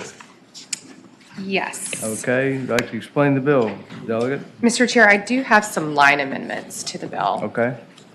Yes, Mr. Chair. There are 3 line amendments. On line 40, after has, strike utilized all available means and insert exercise due diligence. On line 102, after agent, insert after exercising due diligence to locate the creditor. And number 3, on line 123, after debtors, insert In the absence of gross negligence or willful misconduct, the clerk of the circuit court of any jurisdiction shall be immune from civil liability arising from any act or omission relating to such clerk's compliance with the provisions of this chapter. Do we have a written line of minutes? Okay. Want to hand it out to everybody? I don't like anything about it. Is there a motion to adopt the line amendments? Is there a motion? Yeah, Senator McClellan moves the line amendments. Senator Wojcicki seconds it. All in favor of the motion to adopt the line amendment, say aye. Aye. All opposed, no. Motion carries. Yeah, if you could pass it out to everybody so everybody can read it. Yeah, would you like to explain your bill? Yes, thank you, Mr. Chair. So I was before you 3 years ago in this same code section, and we were working on the issue of the creditors bar doesn't like when I refer to them as this, but deadbeat creditors, right? There are companies that come into Virginia, they buy up judgment liens, they buy up debt, they collect as much as they can, and then they disappear from Virginia. And later on down the line, when folks try to locate them in order to pay off liens, you can't find anyone to get a payoff from. And on the face of the abstracts, there's no contact information for who owns it now. And you end up in a situation where it was impacting mainly a lot of heirship property. So families, when someone has passed away and then it's inherited, and you end up with people who have credit card debt that gets recorded. And then ultimately, it costs so much money to go to court to deal with not being able to find the absentee creditors that they just can't afford to do it. So eventually it goes to tax sale, and that's how it's handled. So that was the original issue we were trying to tackle. We weren't impacting creditors that can be located in Virginia. So we worked 3 years ago with the creditors bar and the banks and the title association and poverty law center around this issue, and we made some progress, but no group was completely happy with the work we did within the code section. So we're back to you this year with all of those same groups. We also had some consultation from the trial attorneys this go round, and we believe what we have before you is a very fair, thorough way to deal with judgment liens that are below $25,000, so there's a cap on that, and only allowing licensed settlement agents in Virginia to attempt to make full effort to locate creditors. And if they're unable to be located, that there is a process that they can follow. They're putting their own insurance at risk if they choose to do it. It's not a requirement. It's that you're willing to do it in order to allow a property to be sold. We are not eliminating the lien. We are simply allowing for that one particular sale of real estate for that lien to be released from the real estate. So your lien stays whole, and so we think it's a good solution. I know there are folks here to speak in support of the bill, Mr. Chair. Okay, Senator Peterson. Yeah, I got a bunch of questions, and to me, this is one of the most interesting bills of the session. And I might use the word frightening bills of the session because. Oh, don't say that. Well, and it's a challenging, and I mean, we deal with a lot of innocuous stuff. This is not innocuous because I represent clients that maybe they go to GDC court and they get a judgment for less than $25,000. The other side didn't show up. Maybe somebody ran off with 20 grand. Maybe somebody failed to fulfill a contract. Maybe an employee stole money, what have you. And these types of small judgments are everywhere. And if the debtor owns property, you can tell your client, you know what, you're secured, and there will come a day where they're going to have to sell their property, and you're going to get paid. And obviously, this is a little bit frightening because this suddenly takes away their ability to get paid. So I have a couple questions. One, you said that the lien remains, but if the property is sold without the lien being satisfied, the buyer's not going to accept that lien. So explain that to me, how the lien can remain if its property is sold without the So if the lien is satisfied. still valid, so it doesn't eliminate the creditor's ability to continue collecting on that lien, or if there's other property that it's attached Well, to. the word lien means it's specific to that property, so they can still have a judgment. They can still have a judgment, All yes, right, but if there's they other lose the real ability to estate. collect on that property. My next question is, why not just have the buyer take the amount of the judgment plus whatever the and just pay that amount into the clerk, and just have the clerk hold the money? So, Mr. Chair, that is not a viable option today. So in order to do that, oftentimes you don't know what the amount is, and the ability to have clear title for the ultimate purchaser, that's not a viable option. Okay, any other questions? Senator Morrissey, did you have? Can I have one last question, Mr. Chair? Senator Peterson. And I take it you're a closing attorney, or you do these transactions? Yes, I do. Okay, how do you handle it right now? So right now, the sale falls through. So right now, this most often comes up where you have multiple family members who own property together, and it's most of the time an old credit card debt. It's never anything that is associated. We can find individuals or we can find family members, because if they're here in Virginia, you can find companies that are here in Virginia through the State Corporation Commission, other means. You can find banks because their information is required because they have to be licensed here.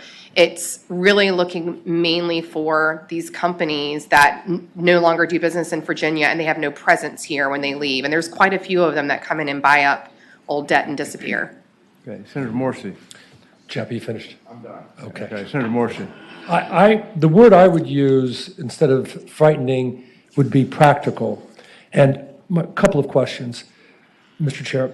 Is this just dealing with real estate? Yes. Okay. Now a comment. The following situation happened a short time ago, and I'm trying to help the individual. It doesn't involve real estate, but it goes directly to the delegate's point about deadbeat creditors. A deadbeat creditor actually used the legal system to have somebody charged with a larceny offense. It was dealt with a lien on a car. The judge said, pay the lien off, the $6,900, and I'm going to dismiss the charge. It was meritorious. She did that. She gave the $6,900 to her attorney. 3 years later, she finds out that the charge was simply reduced, as the judge said he would do. If you don't pay it, I'm going to reduce it to a misdemeanor, obtaining money by false pretenses. She thought it had been dismissed. Finds out that that charge is there. Why? Because although she sent the money to the attorney, and although the attorney tried 10, 15 times to send the money to the deadbeat creditor, couldn't locate the person, couldn't locate the creditor. And that's the problem I think the delegate is trying to get at, these deadbeat creditors that come in, buy up these in a large stack or bundle, and then disappear. So that's why I call it practical. All right. Mr. Chairman. Anybody else Mr. have any Chairman. questions? Who would like to speak? Senator Sorbo. McDougal was ahead of Senator me. McDougal. Just one of the questions I had, if it's older debt, I think I'm less concerned, but I do have some concerns about newer debt. What happens if, the example, you were hit in a car accident, you go, as Senator Peterson just described, you get judgment for $20,000, and then you get deployed to the military, and you're out of your residence for 90 days, even a short deployment. Somebody sends this letter, and before you get back, your judgment is gone and you have no way to recover. I guess for older debt where you can't find people, I'm less concerned, but newer debt, I have some real concerns. How would you address that situation? So in the code section that we worked on 3 years ago, newer debt, we did put additional requirements of contact information on the abstracts of those liens, because we've struggled in the past when there was very little information provided to have that information. So it provides a place for your attorney. It provided for information about your own contact information. So I do believe, based on what was in the last code section, when we played in this before, that it addressed newer debt. This was really intended to address existing older liens, because we did address that the last go round when we looked at. It was 3 years ago in this code section, we only addressed from present forward and that, but we didn't address the really old debt that was still outstanding. So this was our attempt to address the older debt. Mr. Chairman, Yeah, Senator let me maybe McDougal. ask my question differently. If I got a judgment against Senator Stewart a month ago and then decided to sell the property, he decided to sell the property, I get deployed for 90 days and can't reach me because I don't respond to anything. You send the 15-day notice and the 30 days expire, I'm still out on deployment. That lien is gone. So it's, Mr. Chair, so it's not that, that would be a fact that we could find you. We would be able to know that your residence was in Virginia, so we would locate you. But That's a different situation. We would still be able to locate you if you were deployed, because your residence would still be here. Well- So this is when we can't find you at all. Also, if you're deployed under the Soldiers and Sailors Civil Relief Act, you can send a letter and stop all proceedings. I just happen to know that. Well, being a Mr. JAG Chairman, officer myself. let me, but how do you know?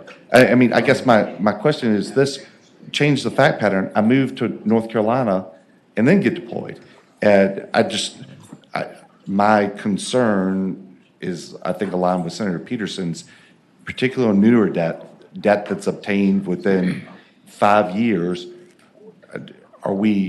It seems like we're still creating a 45-day window. If you send out notice and there's no response within 45 days, then that lien is gone forever. I mean, you might have it on something else, but on that property, it's gone forever. Am I misreading this? That's not the intent, the way we set up the notice, and that you would be locatable. We would be able to locate you. We would be able to find you under that scenario. I would be able to find, I guess I'll take from my experience as a settlement agent, I could have figured that out. So that's something that we do all the time. And in order to do this, a settlement agent has to be willing to put their license and their insurance on the line to say that they've done everything they can, taken every action possible to locate the individual or the company in order to utilize this. It's not a requirement to use it.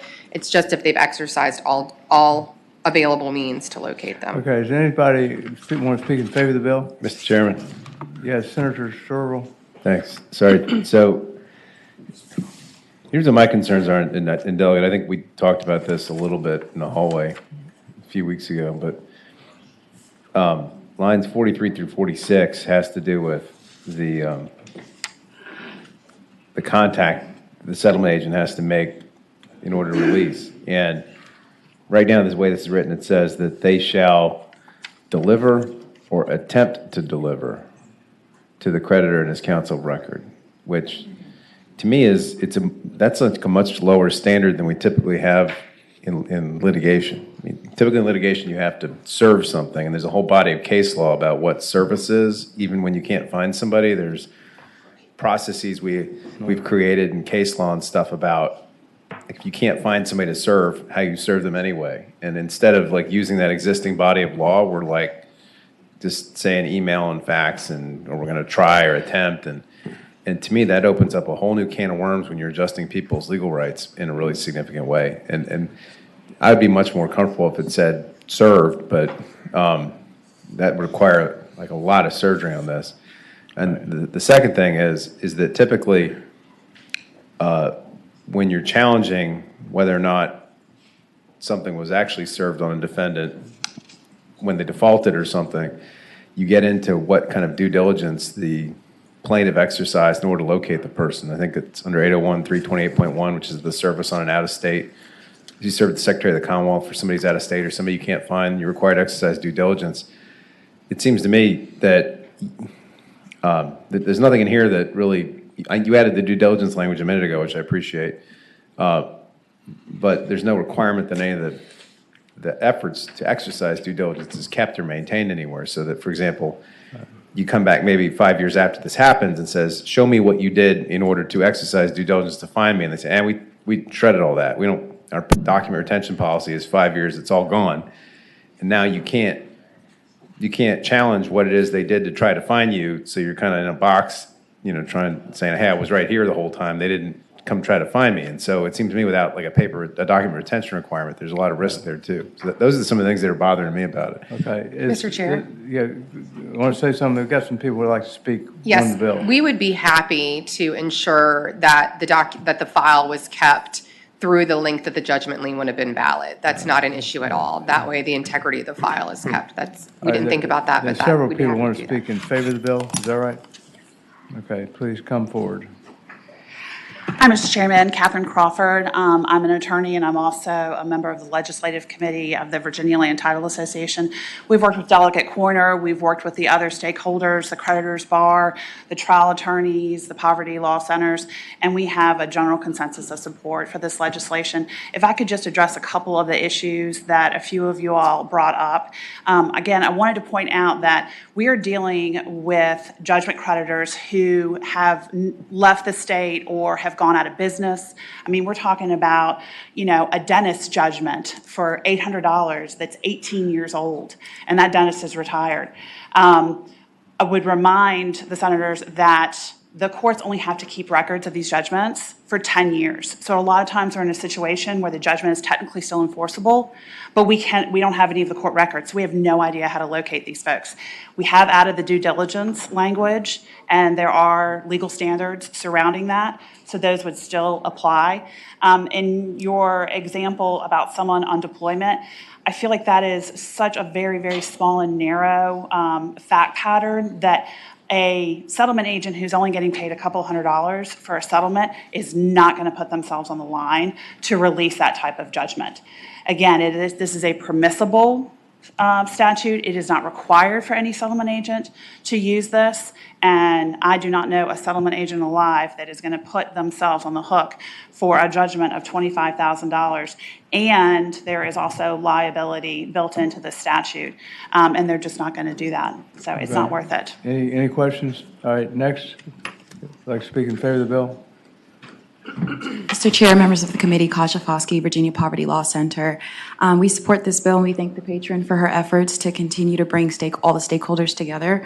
We think this will be a helpful tool, particularly for Black landowners dealing with heirs property. It's a very prominent issue across the rural South, an issue that my family struggles with right here in Louisa County, Virginia, where we've had land that's been in our family since emancipation. We have several family members that are buried on the land. It's been a family cemetery, and there's a lot of barriers that are in place for heirs property owners to clear title to their land. And the deadbeat creditors is just one barrier that I think doesn't need to exist, and this legislation is a helpful tool that families will be able to use to continue to try to clear up title on their land and deal with the many other issues that arise from heirs property. Thank you. Mr. Chairman, can I have a quick question? Senator Morrissey. So you have personally experienced, you or your family, situation where the heirs to this large family lot or lots have not been able to get clear title for exactly the reason that Delegate Coiner explained? Not exactly the reason that Delegate Coiner explained. I don't think we've dealt with the deadbeat creditor situation exactly, but I think the general issues with heirs property ownership require multiple steps. You need to make a family tree. You need to prove that you have, at this point, since my family land has been in our family since emancipation, there's generations and generations and generations of family members who all have equal claim in this land. And so trying to obtain clear titleship where you have to make a family tree where your family members were previously enslaved, that's a bit hard to do, So trying to clear up these issues, we just think this is one helpful tool to remove a lot of other barriers that are also still in place. Good, thank you. Next. Mr. Chairman, Matt Benedetti, representing the Virginia Creditors Bar Association. We thank the delegate and all the parties associated for getting some language that we're comfortable with the exception of the phrase deadbeat creditors. We prefer phantom creditors. Either way, neither one of those are members of my association, so thank you. Okay, thank you very much. Anybody else want to speak on the bill one way or the other? Mr. Chair. Yeah, Senator Peterson. And I'm glad Matt spoke in favor of the bill, because organizations are not going to be harmed. It's $100 to keep a registered agent in Virginia, $100. I do it for a lot of different organizations. So if someone buys up debt, all they have to do is have their registered agent stay alive. The company can disappear. They're the ones that are going to get paid off. It's the small creditors that actually get a judgment that didn't use an attorney or are not organized in a corporate. They're the ones that are going to get burned on this, because at the end of the day, people move around and they're not going to be able to be found. And I appreciate this bill. I agree. It's a pain. Well, it's a hassle. Let's say that. It's a hassle to try and find these folks. It's just a $25,000. That, like Senator McDougal said, that's some pretty significant judgments. And the thing about judgments is you cannot foreclose if 5 years of rent will pay off the judgment. So a smaller judgment, you cannot foreclose on. So you basically are helpless to collect. You can't collect. And so you're going to sit there for a number of years, then you move, then you're going to lose it. It's almost going to become impossible for small, non-represented creditors to get paid. That's my concern. It's not Matt Benedetti's clients. They're going to get paid. So I'm struggling with this bill because I appreciate your commitment to it, but I just can't support it at this point because I really think it's going to cut off a lot of small creditors. Okay. Anybody else have anything to say? Is there a motion on the bill? Move to report. Move to report the bill as amended, right? Is all in favor of the motion to report the bill as amended, vote aye. All opposed, vote no.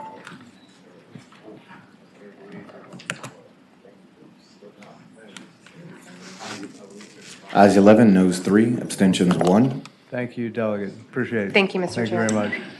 Okay, we'll move on down to Delegate Williams. You here? Yeah. I'm going down the list of who signed up here. Delegate Williams, you have a bill that is number 3171, religious, I'm sorry, 2171. Yes, that's my bill, Senator. Religious freedom, okay? And there's a substitute before you. Okay. Would you like to explain the substitute? Yeah, so the substitute actually narrows the House version as it's come across. Originally, the House version removed places of worship completely from the emergency services and disaster law.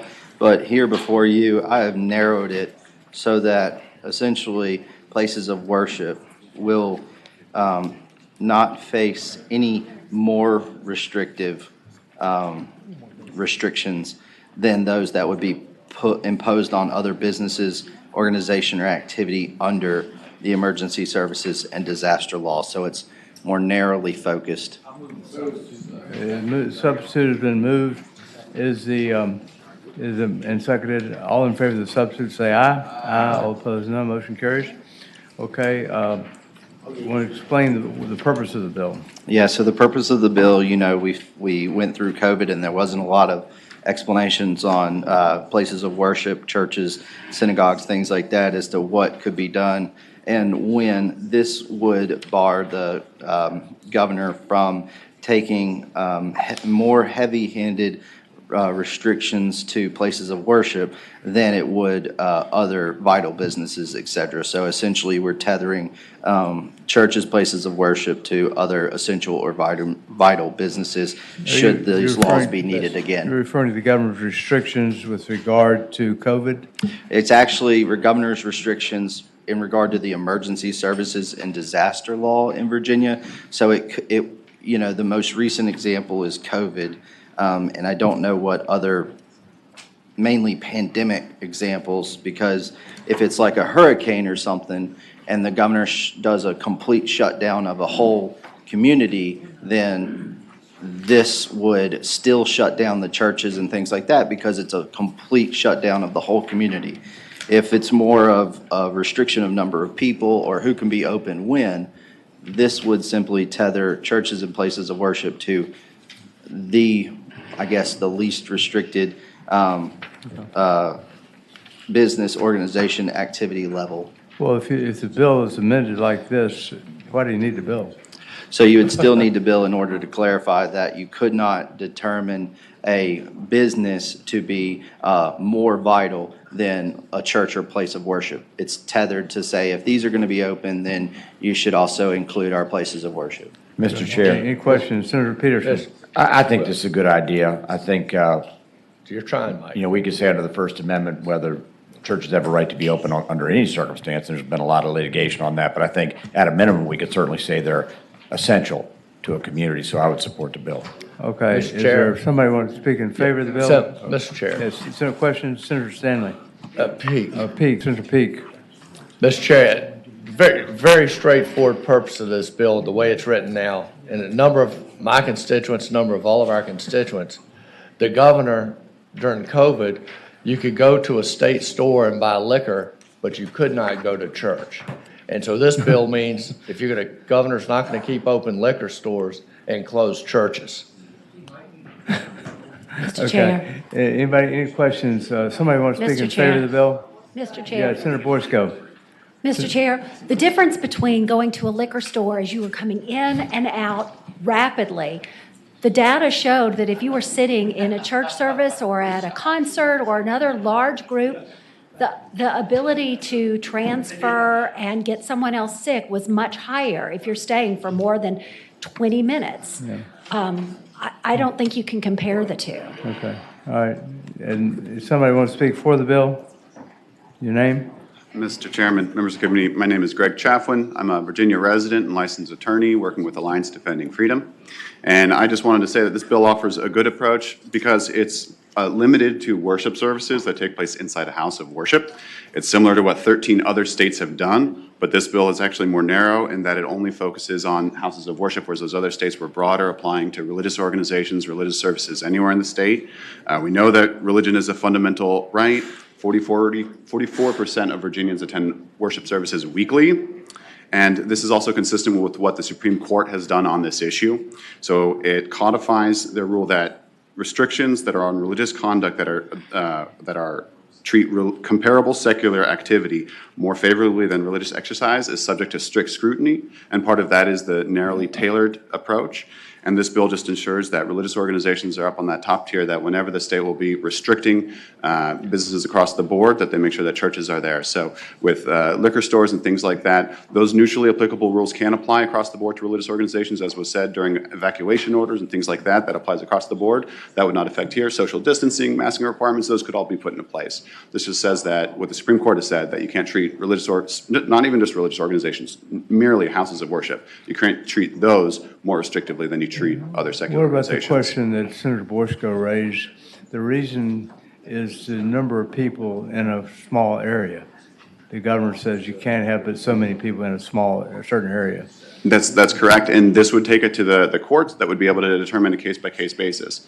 As I said, things like masks, social distancing, if that applies to the Costco, the Home Depot, those sorts of places, it can apply to the church just as well. And that's why certain restrictions, when you talk about numbers, if there could be 15 people gathering in the Home Depot employee lounge, but you can't have the 16 people in Chincoteague in that church right before Easter, that's where we need to make sure that there's an equal footing. And again, this is just what the Supreme Court had said. This is even more narrow than what the Supreme Court said, because the Supreme Court applied it across the board to any religious activity. This bill is really just focused on houses of worship and what happens inside that house of worship. Mr. Chair. Yes, Senator McClellan. Thank you, Mr. Chair. I don't know if this is for the patron, for the lawyer, or for our staff, but is there any other type of business, organization, or entity that is specifically identified in these code sections? Only houses of worship, if that's what you mean. In this particular bill with the, under the emergency services and disaster? In the code section you're amending. So in other words, if this bill passes, the only business entity or organization that would be identified for any kind of treatment, or restrictions around treatment would be houses of worship. Is that correct? It looks like there's also some personal residence type language, but other than that, I don't see any more. Let's see, there's some private, non-governmental entities, consultations, but there's not any specific carve-out, if that's what you mean. That's what I mean. Mr. Chairman. Any other questions? Senator Sherrill. Thank you, Mr. Chairman. I think this bill is sincerely motivated. I don't question that, but I'd also just note the pandemic is fresh in everybody's mind, and I get that. But prior to the pandemic, the reason these orders were issued were largely for evacuations, states of emergency, hurricanes, things like that. And basically what this says is that, the governor could order everybody out of an area because there's a fire or a flood or a hurricane or a bad snowstorm, and then people would say, no, we're going to stay, go to church. That's not what the substitute says. Substitute? The original, to Senator Servell's point, it would have allowed that, but the substitute says that if it's as restrictive as any other restrictions. So if it was a complete shutdown of the town of whatever, then those folks would not be able to go to church either.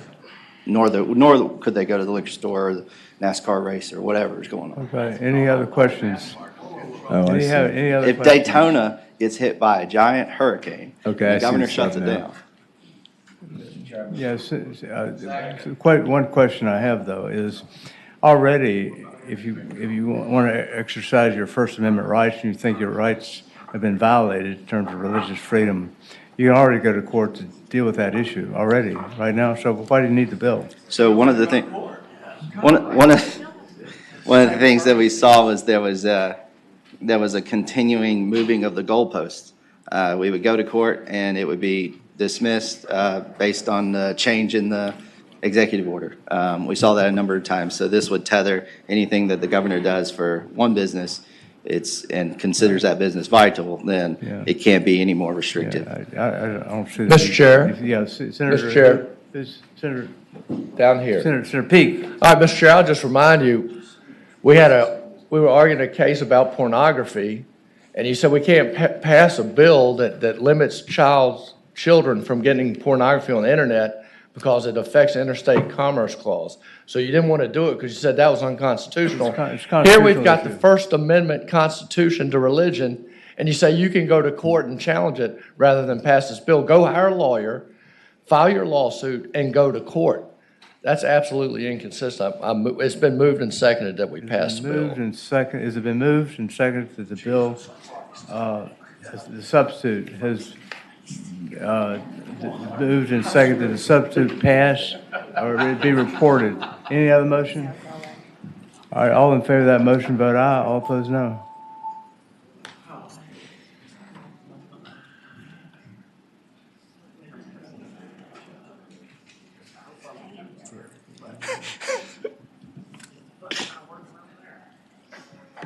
I promise I won't run a commercial or anything.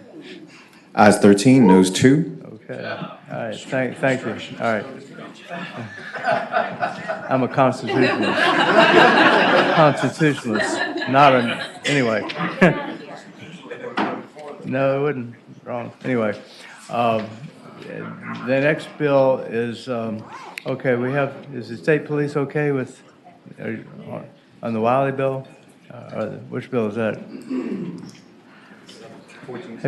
The bill that you were checking with your folks on, state police? Mr. Chairman, I did get the information as requested. Okay. The reason the requirement was originally put into the Code of Virginia was for two specific purposes. There's a federal requirement that in order to purchase a handgun, you are to be a resident of the state in which you are purchasing that handgun. From that standpoint, people were coming into Virginia, typically from northern states. They would go to Virginia DMV, get a Virginia driver's license, immediately go forward, purchase a handgun, and then return to the state from which they came. So the requirement was placed into the Code of Virginia to give you're either a Virginia resident or there's at least a modicum of inconvenience in that you're going to have to come back to Virginia a second time to complete that purchase and transaction. And that's the original history. So what you're saying, this is the Delegate Wiley's bill, which is number 1462, right? Okay. And so you're saying the reason for the 30 days is to make sure that you're really a real Virginian. It's to help with that, Mr. Chairman. Yeah, Mr. Chair. Yeah, well, it's Senator Deeds. Oh, I'm sorry. So when, Mr. Chair, I was just wondered when the 30 days was put in Virginia Code? 1994. Mr. Chair, that was 1994. Okay. Mr. Chair. Yeah, Senator Peterson. I guess this is pretty much a straightforward question, the state police. Is this 30-day language in the code, is this helpful for enforcing Virginia law, particularly on straw purchasers, one gun a month law? Is this helpful or is this obsolete at this point? And that's a pretty simple question. Mr. Chairman, Senator Peterson, I would suggest that what the state police is looking for is something to give us confidence that you are truly a Virginia resident. That mechanism is a policy decision that's best left to you. I understand all. that. Okay, that's helpful. All right, anybody else have any more questions? Okay, I guess everybody who spoke for the bill wants to say, and people who voted against the bill. Anybody else have any, remember the bill? It's a substitute. Okay, it's been moved and seconded to report the substitute to House Bill 1462. All in favor of the motion, vote aye. All opposed, no.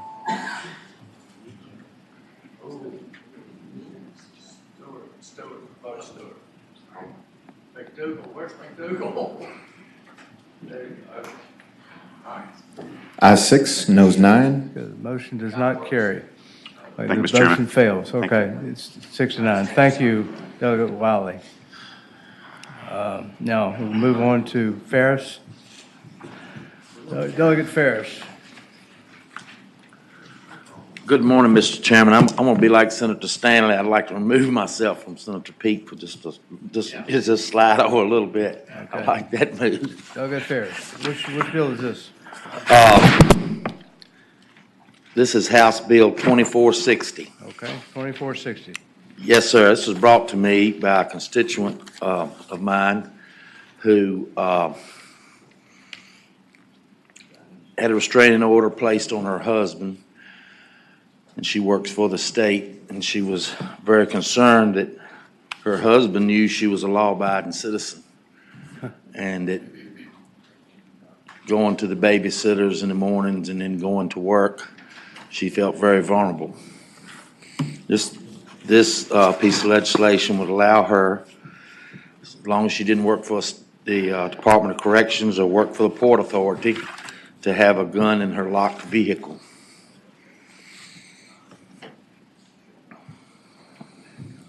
Okay, any questions? This has to do with control of firearms by state agencies, the rights of employees. The way I read this bill, and I think this would allow anybody, Mr. Chair, anybody who, except for an employee of the Department of Corrections, Department of Juvenile Justice, public college, university, or the Port Authority, it would prohibit any other state agency from prohibiting the possession of a firearm in a vehicle, leaving it in your parked car. All right, okay.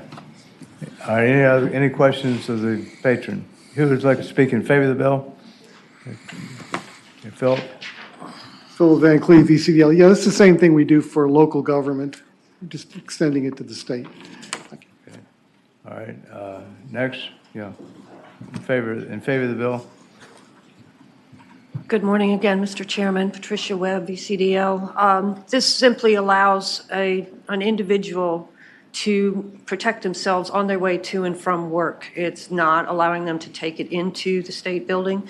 It just allows them the basic human right of self-defense while they're traveling. Thank you. Okay, thanks. Okay.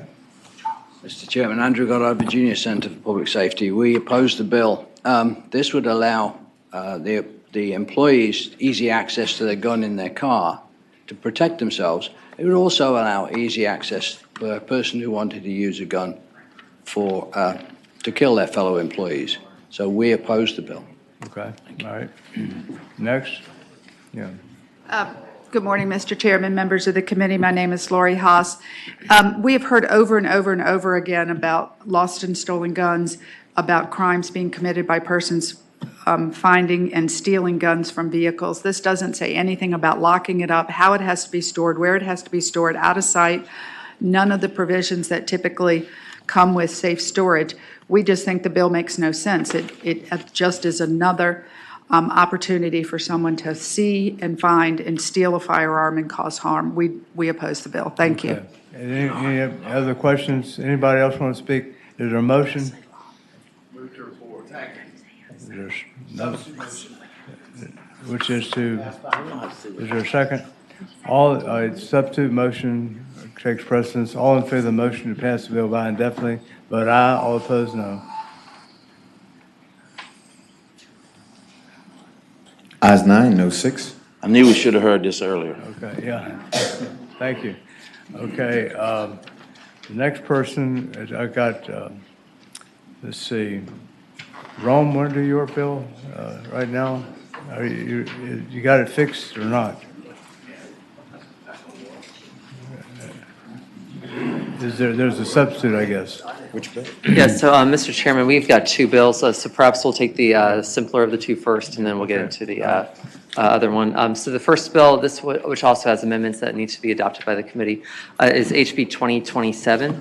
And this one is about visitation restrictions. Okay.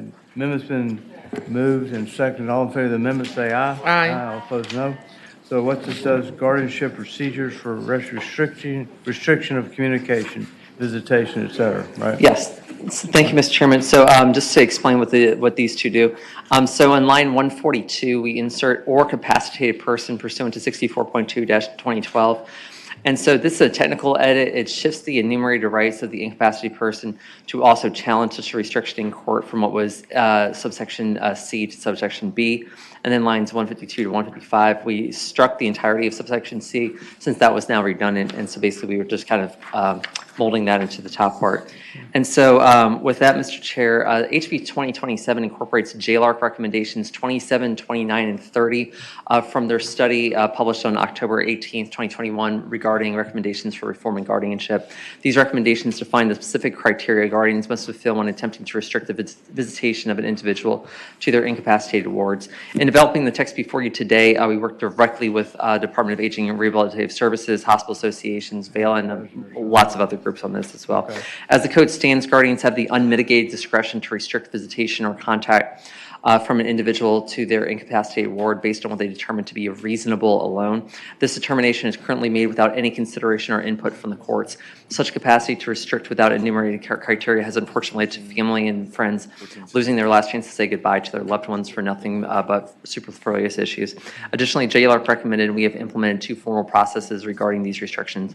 One regards the process by which the individuals are informed they have been restricted from contacting or visiting the incapacitated individual, and the other is the process by which a restricted or incapacitated person can move or petition the court to modify or terminate a restriction.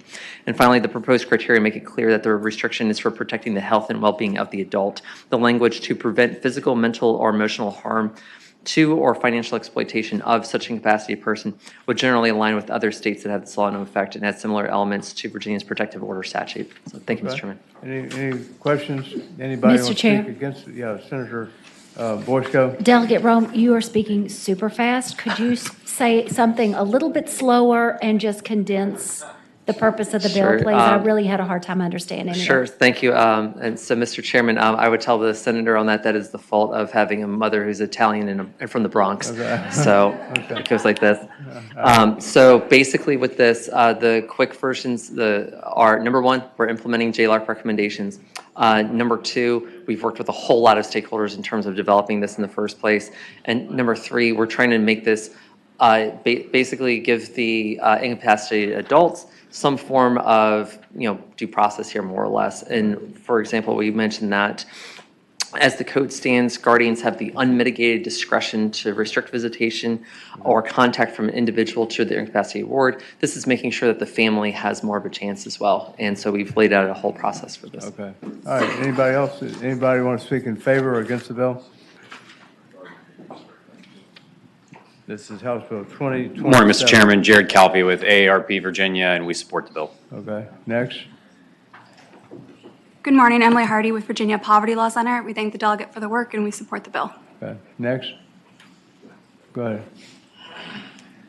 Morning, John Smith with Disability Law Center of Virginia. We support the bill. Okay. Next.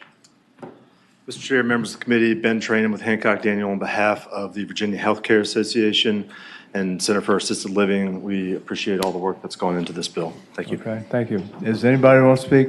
Is there a motion to report the bill as amended? All in favor of the motion, vote aye. All opposed, no. Motion. Ayes 15, no zero. Motion carries 15-0. Okay.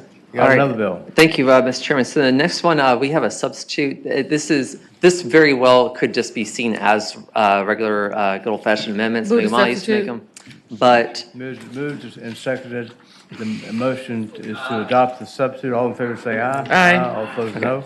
Okay. So Explain. I'll explain basically the differences between this and the original bill here. So the first one in lines 34 and 37, we inserted the words or friend after family member. We're making sure that we're giving guardians as many options as possible to complete some of the visitation requirements that we have in here. In line 41, we included a telephone call in its own paragraph here. It was the intention of this language to apply to both the guardian during their allotted virtual visits, as well as those designees if they were appointed by the guardian to conduct such visits. By moving this language to its own paragraph, our intention is to ensure that it is clear that it applies to previous paragraphs rather than only one of the two. Then lines 43 through 44, we insert in person, and replace a person with individual. So what all that does is, all that language presented is implemented under the recommendations of DARS to clarify and reduce confusion regarding the reasons outside of the guardian's control. If an in-person visit cannot be fulfilled, then the language succeeding will apply. This was not initially clear, and these technical amendments are suggested to do just that, to make it more clear. Okay. Then line 46, we inserted the phrase, if the guardian or individual designated by the guardian pursuant to subsection C is unable to make an in-person visit, the visit may be conducted. The purpose of this, the insertion of language prior to the options for virtual visits is to further clarify the previous clarification. It was unclear whether prior to the suggested amendment what the step-by-step process was to look like, so we've taken care of that. Finally, in line 78 and line 121, we inserted section 64.2-2020, and we replaced 6 month with 120 day. So previously, the annual report that the guardians are required to submit at the end of every year called for by those guardians who did not visit their ward within a 6-month period to describe any of the challenges or limitations that prevented their visitation. This technical amendment ensures that there are no inconsistencies between code sections and that the annual report is appropriately completed. DAR suggested that the annual report requirements be standardized based on the new visitation requirements enumerated in 64.2-2009. Now, Mr. Chairman, to deal with the question that you had raised, when we spoke about this on Friday. So there was a few things that came up, and so I want to address some of these issues here. Okay. So one of the issues... Please, everybody, go ahead. Thank you, Mr. Chairman. So, Mr. Chairman, just to start with, one of the issues that came up here was if you had, as we've enumerated in the bill now, what we do is we require 3 visits to the incapacitated person in a year. Last year, this committee voted for 4 in-person visits by the guardian, him, her, or their self, when you were voting on Senator McPike's bill. But then we had to change that to a Section 1 bill because that's what the House wanted, so we could figure out what the impact on workforce was going to be. So what this one does is, one, based on a compromise that came out from the House Courts Justice Committee, number 1, the guardian has to have an in-person visit once a year in person. And, Mr. Chair, we had discussed the difference between private guardians versus family guardians. The code, as we talked this weekend, and we talked to DLS, we talked to attorneys, the code does not differentiate between professional guardians and family guardians. And so there was not a way for us to deal with this by amendment in order to separate the two of those if we wanted to be consistent with code. The second thing that we have here is that we're allowing a virtual visit or by phone visit for the guardian to check in, and this is once every 120 days. And then the third one is that they can have a designee who can also go in person if they choose, or they can do it virtually or by phone in order to check in with that incapacitated person. The whole point of that is making sure above all else that someone who is legally responsible for the incapacitated person's rights is actually checking in on that person on an annual basis. Other states have 4 in-person requirements per year, once every 90 days. We're saying once every 120. That raises the next question. Well, if it's 120 days, what's going to happen if someone misses one thing, or does it have to be exactly 120? And then who's going to do it? So, for example, if you have multiple guardians assigned to someone, in the same way that an annual report right now has to only be filed by one guardian and signed on by the rest, that's the same sort of precedent that we're applying here, so that only one of the guardians has to be going in person to do this the one time a year, and they can designate someone to fulfill one of the others. And what we wanted to get at here is that 3 times a year, roughly equidistant here, you are making sure that this incapacitated person is being checked in on. Okay. And so we've even applied in emergency circumstances, what happens if the guardian can't make it? We've accommodated for that. We've really tried to address every plausible scenario that you would have about why a guardian can or cannot visit a ward under that person's care. Okay, good, thanks. Any questions? There's some people who would like to speak one way or the other on the bill.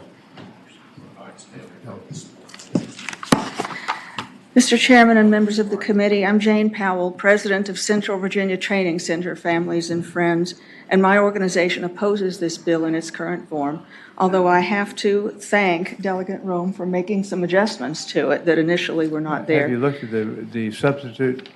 Have you looked at the substitute? We have not seen the language of this substitute that has come along now, but the closure of the most state training centers a few years ago has concentrated the severely disabled with complex conditions into Southeastern Virginia Training Center in Chesapeake or Hiram Davis Medical Center in Petersburg. So in effect, those two centers serve the entire state now. So you've got family guardians who live hundreds of miles away.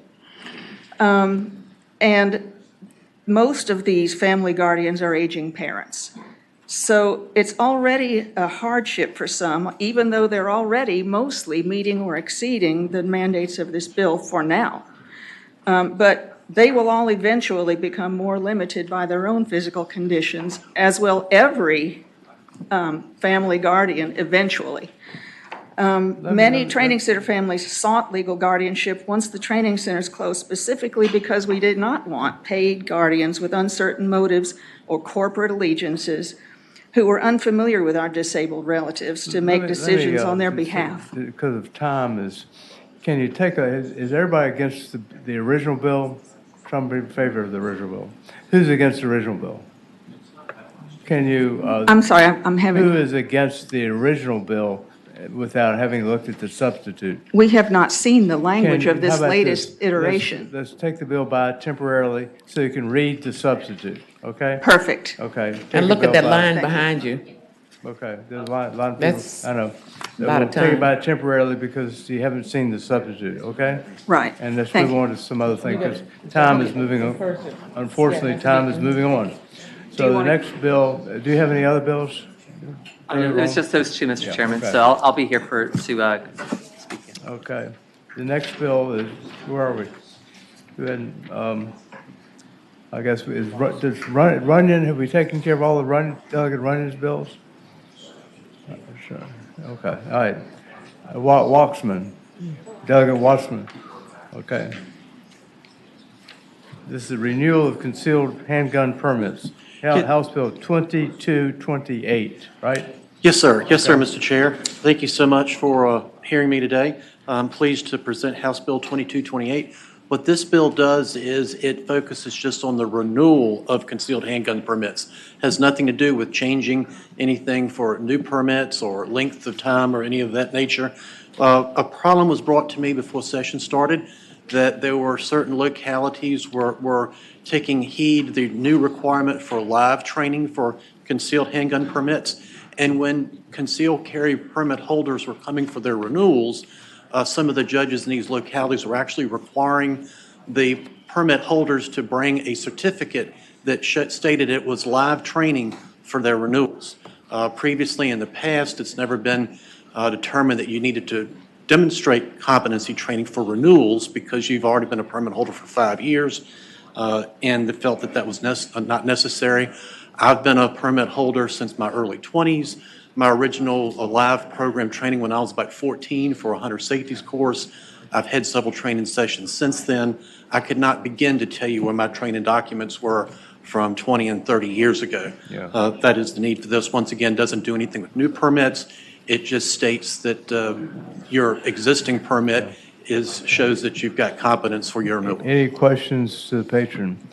Those in favor, stand up and just say you're coming up. Yeah, Phil? Mr. Phil Van Cleve, VCDL. Yeah, this simply is correcting misunderstandings some judges have of the law. It's not really changing how it's been working, just a clarification. Okay, same thing? Go ahead. Patricia Webb, VCDL, and also a certified instructor, strongly support the bill. We hope it's the committee's pleasure to report it. Thank you. Anybody want to speak on the bill? Okay, anybody want to speak against the bill? Go ahead. Portnoy Evans Johnson, I'm in favor. I support VCDL and their position. Thank you. Okay, yeah, Okay. Next. Mr. Chairman, I wasn't going to speak on this bill, but I just thought I'd mention the fact that I obtained a permit when there was no requirement for training or proof of competency. I was only asked to go on a computer and type in some silly questions, answers to silly questions. So if a person is now going to follow the law and needs to have training and proof of competency, then this seems quite reasonable that you would ask for them to show that. Okay, yeah. Laurie, next. Good morning, Lori Haas, Mr. Chairman, and members of the committee. To further the comments by Mr. Goddard, it's a 1-hour course. It's a 1-hour course. And we're talking about persons who are, have the ability to carry firearms into places that are regulated. I don't think this is a burden at all. Thank you. Okay, so you're against the bill? Okay. Okay. Anybody else want to speak? Is there a motion? It's pretty straightforward. It's been moved and seconded that the bill be reported. Is there any other motion? Substitute motion, PBI. Substitute motion to pass the bill by indefinitely. All in favor of the motion to pass the bill by indefinitely, vote aye. All opposed, no.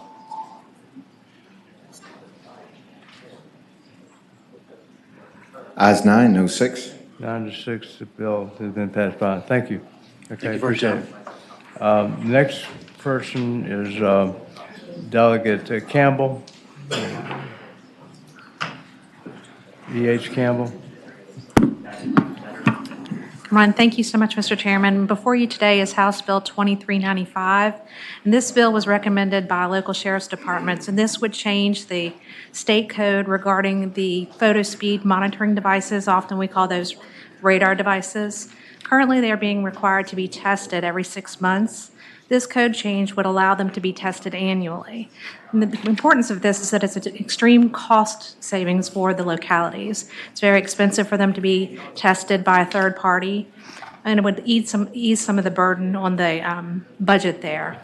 Also, it's important to remember that these devices are calibrated at the beginning of every shift and also at the end of the shift by the officer using the device. And I would also note that the manufacturer does not have any recommendation about the length of time in between testing. I hope it's your pleasure to pass this bill. Mr. Chairman. Senator Sherville. Thank you, Mr. My recollection is we PBI'd this, and Senator Vogel didn't even appear to present it because she knew its fate. But Mr. Chair, I think we had it stricken, didn't she? She might even have struck it, yeah. She requested it to be stricken. Okay, is there a motion? Let me ask you, do you have anybody want to speak in favor or against the bill? Like 30 seconds? Okay. All right. Is there a motion? Mr. Chairman, I move the PBI. It's been moved and seconded that the bill be passed by indefinitely. All in favor of the motion, vote aye. All opposed, no. Thank you. Thank you very much. Okay, the next bill. Ayes 12, noes 2, abstentions 1. Okay, the bill has been passed by indefinitely. The next bill is Cardoza. Where were we? Good morning, Mr. Chair, members of the committee. I have 3 bills, and of course, I will present them at your pleasure. I see. Yeah, go ahead. Which one would you like me to start with? 2420. 2420. Oh, right. Which is, House Bill 24. Okay, go ahead. Okay. House Bill 2420 provides that the Department of State Police will complete their investigation for a concealed carry permit within an out-of-state non-resident permit within 90 days. Right now, there is no limit on how long they can take. This disproportionately affects our active duty service members who come and apply for a non-resident permit. Some of them have been waiting upwards of over a year for a concealed carry permit. And some of them are military police members who are. Mr. Chair, there's nothing in this, Mr. Chair, Senator there's nothing in this Dees. bill that limits it to military personnel, does it? Not to my So, no. Mr. Chair, a person who can't get a concealed carry permit in Pocahontas County, West Virginia, for example, can come over to Bath County, and after 90 days, if the background check hadn't cleared, he's going to be required under this bill to get a permit in Virginia.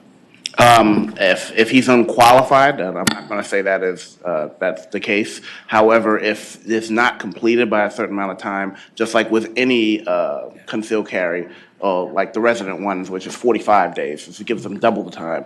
If he's not qualified, that would be taken back. And all the police have systems that scan if someone has a concealed carry, so it would be revoked and they would not be able to use it. Okay. Anybody else want to speak? Any question of the patron? Very briefly, 15 seconds apiece, just tell you what you want to do. Yeah, Philip Van Cleve, yeah, we support. There should always be some kind of a time frame. Otherwise, an agency could take just as long as they want. It's reasonable to have a time frame. Next, you're in favor of the bill too? Yeah. Good morning, Patricia Webb, VCDL. With computerized records and things these days, there's no reason that the permit should be taking 6 to 9 months to process. We support setting a time limit on processing non-resident permits. Thank you. Okay. Yeah. Next. Mr. Chairman, Andrew Goddard, Virginia Center for Public Safety.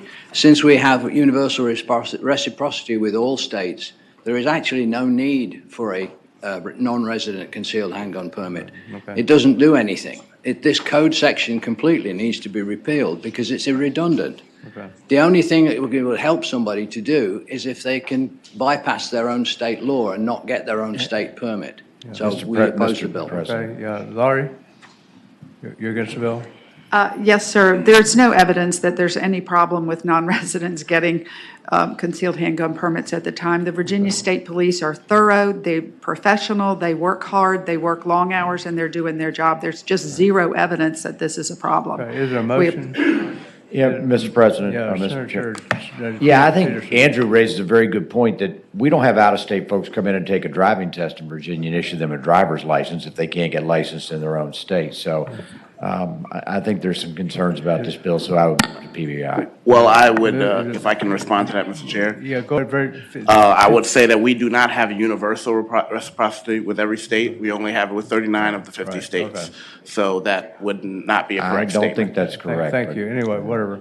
Okay, so we have a motion to pass the bill by indefinitely, moved and seconded. Substitute motion to pass the bill.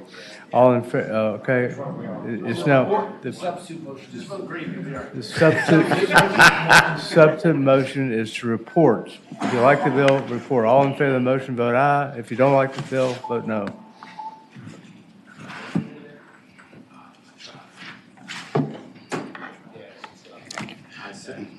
Ayes 6, noes 9. 6 to 9, the bill is not reported. Okay. All right. Okay, the original motion is to pass the bill by indefinitely. All in favor of to pass the bill by indefinitely, vote aye. All opposed, no. Can you, fix the roll. Pass the bill by indefinitely. Okay. Ayes 9, no 6. All right, which order would you like the next one? Let's see, which bill you have? I have 2250 and 2259. Okay, 2250. 2250, all right. So HB 2250 would require dementia and Alzheimer's specific training for law enforcement for new members coming out of the academy. There's been a lot of instances where the law enforcement has had interactions with someone who has Alzheimer's or dementia, and of course not knowing that they may get arrested. There may be cases where they're injured, and had the police officer had the training to know and recognize the signs of dementia, they could have handled it a lot differently. So I believe this is a really good bill. This is a bill that will protect our aging communities, and I would ask for your support. Okay, anybody have any questions? All right, anybody in favor, anybody against the bill? Yeah, go ahead. Mr. Chairman, members of the committee, Josh Myers with the Alzheimer's Association. We thank the delegate for bringing this forward, and we support the bill and hope it will be voted on favorably. Okay.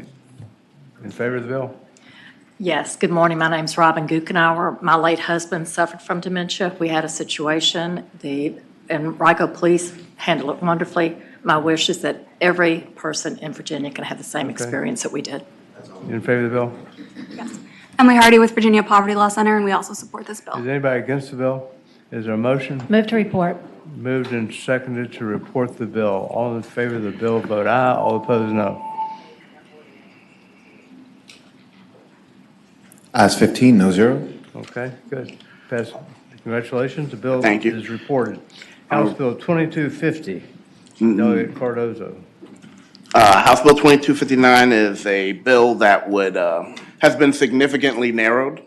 So all this bill does now is changes a may to a shall, which, and then puts in exemptions for the best interest of the child when it comes to relief from paternity for those who have been determined by a genetic test that the person is not the father.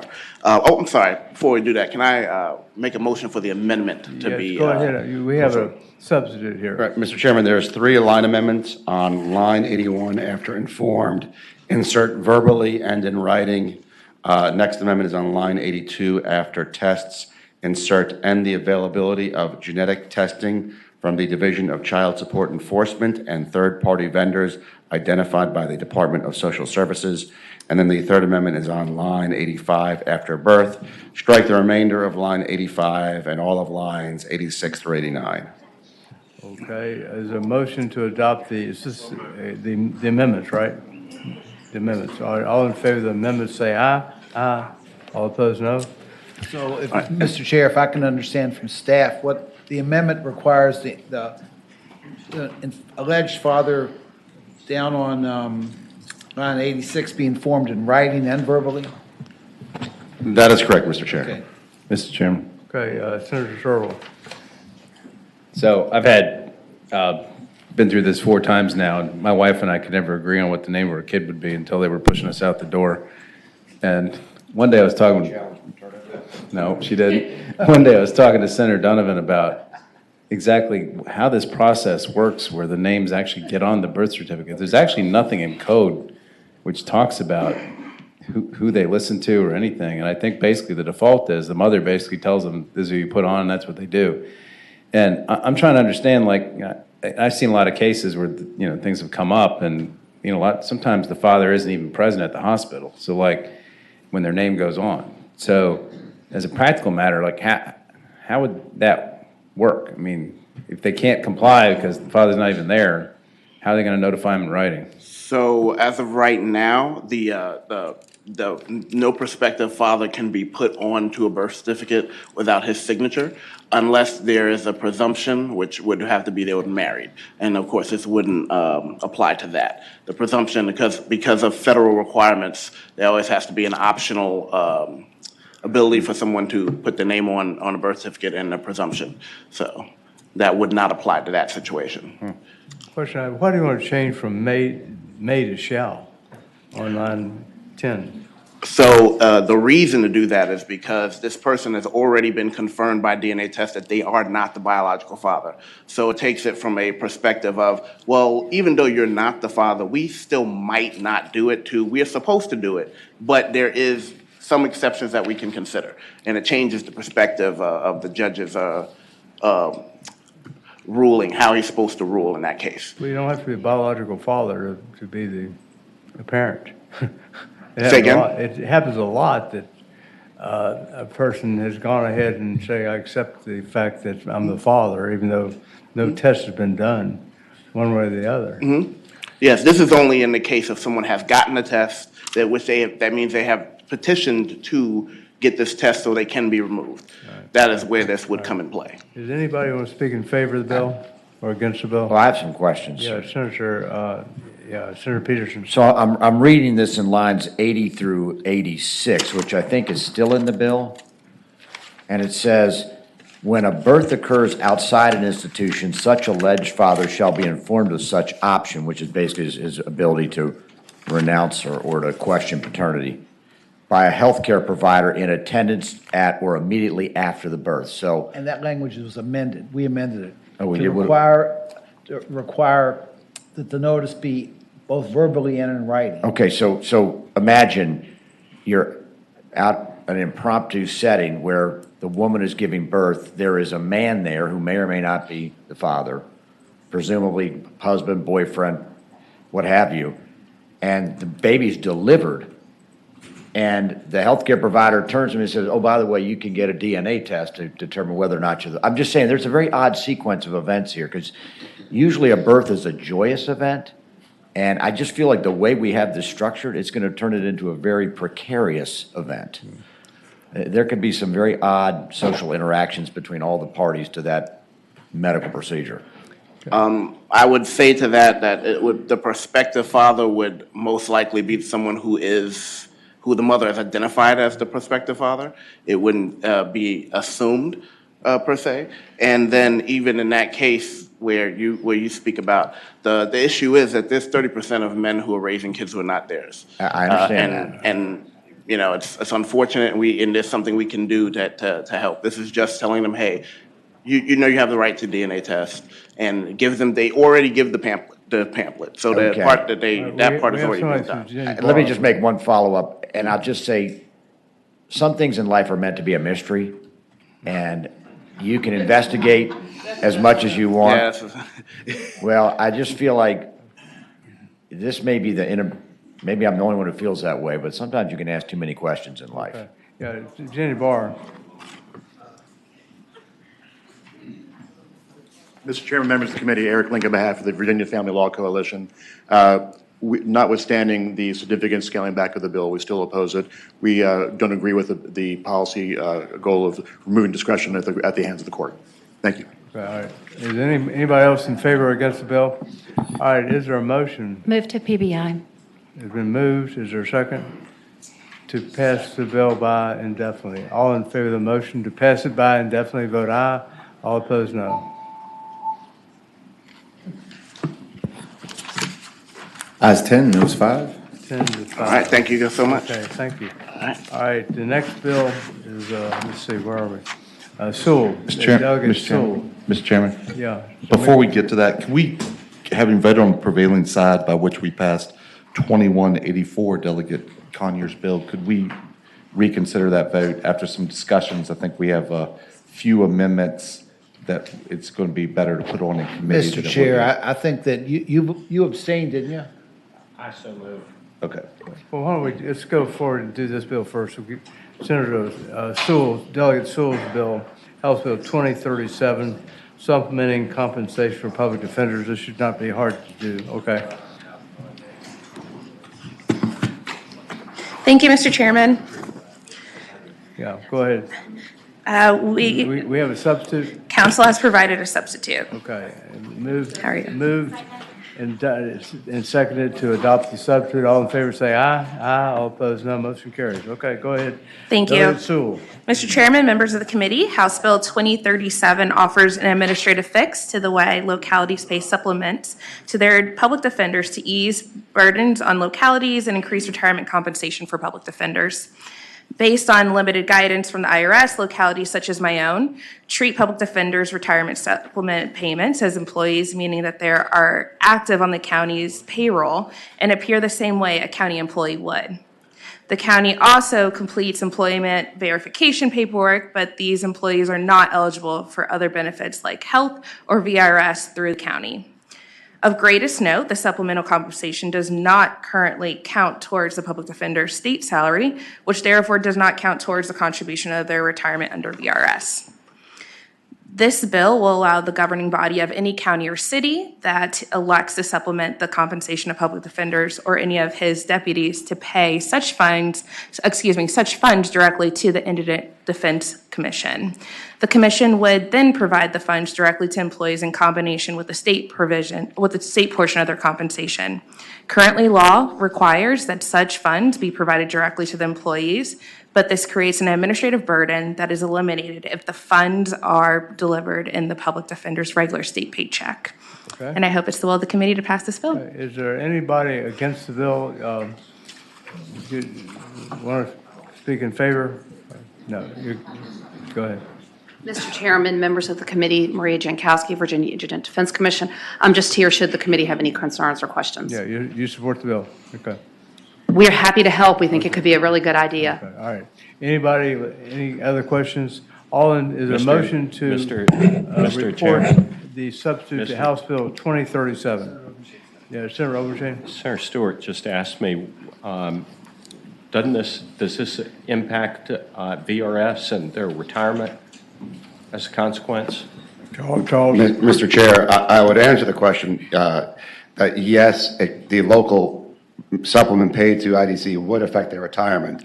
The substitute the language came from the finance staff, so this bill would not need to go to finance. That was the whole purpose of this language. So it basically makes it discretionary for the locality to pay it either to the Indigent Defense Commission directly or to the employee. If it's paid to the Indigent Defense Commission, it would count to their retirement, but I believe whatever is supplemented from the locality, that monies would be used to pay the retirement portion as well. So it wouldn't impact any state dollars if that was the intent of the question, but it would affect their retirement. Okay. Is there a motion to report the substitute? Is there a second? All in favor of the motion to report the substitute, vote aye. All opposed, no.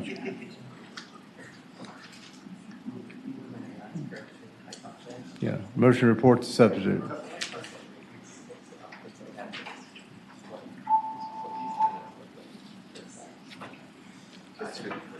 Ayes 15, no zero. 15. Thank you, Mr. Chair. Thank you very much. Okay, I think you had a bill on. Mr. Chairman. Reconsider something? Yes, Delegate Coiner's bill, House Bill 2027, having voted on the prevailing side by which we reported, I'm sorry. 2184? Is that it, Carrie? 2184. I move that we reconsider the vote by which Bill reported. Okay, is there a second? All in favor of the motion to reconsider House Bill 2184, vote aye. Okay, where are we now? On 2184? Mr. Chairman, I'd move the two amendments that staff drafted. So, And Mr. if Chair, she could read them. The amendments would be, there are two amendments.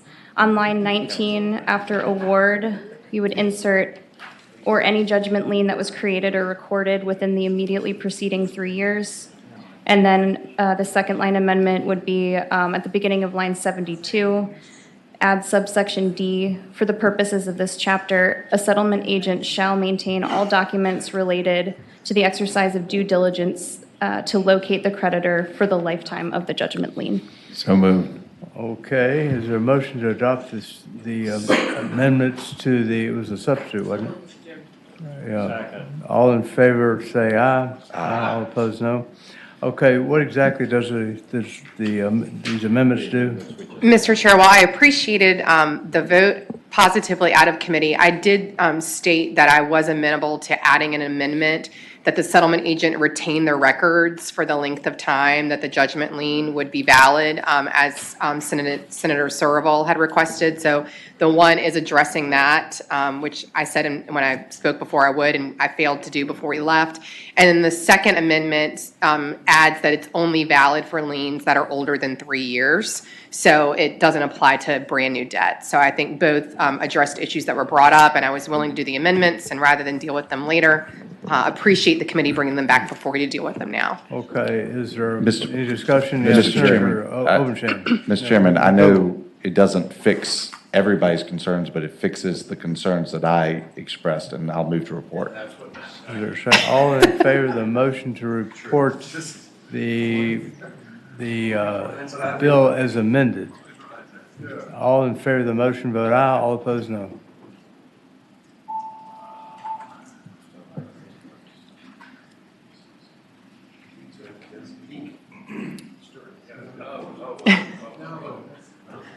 Ayes 13, noes 1, abstentions 1.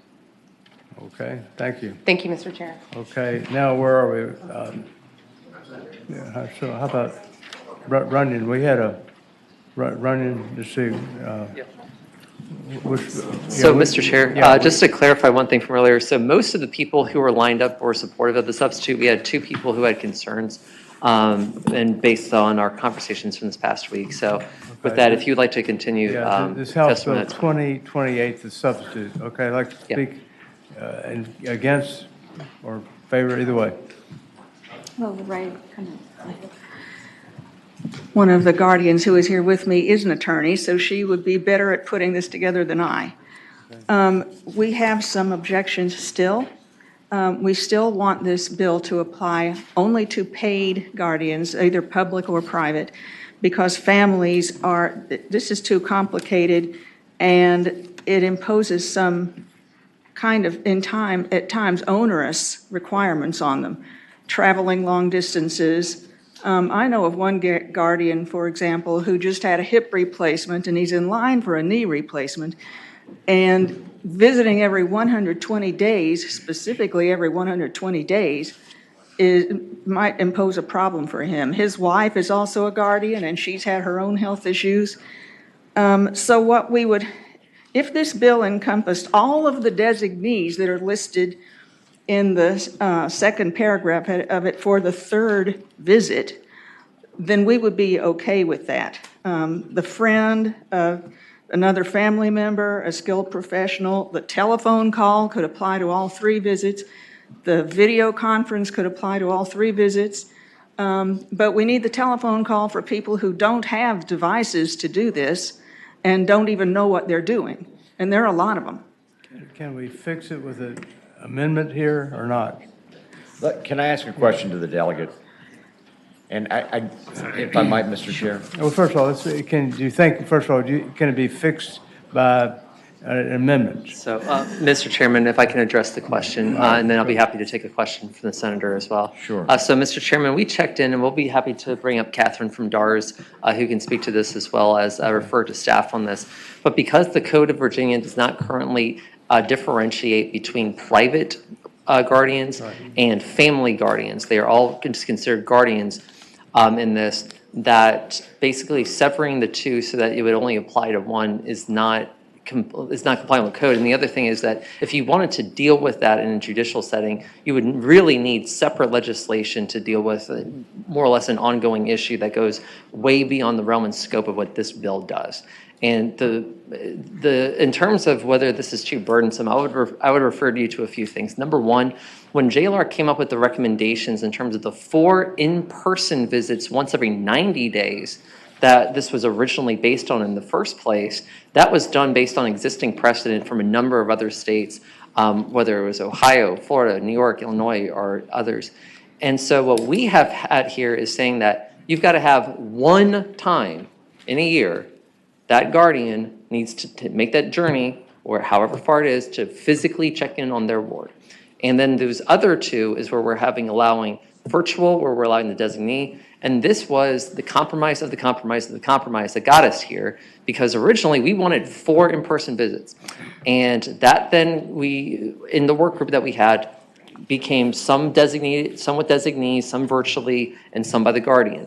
And then with our folks at the Hospital Association, they asked for 2. We were at 4. House Courts of Justice Committee said we're going to do 3. We're going to require 1 in person, and we're going to have another by the designee, another by the video. I understand all that. So, long what story. about this particular objection? Mr. Chair, Is there a way to fix that objection here?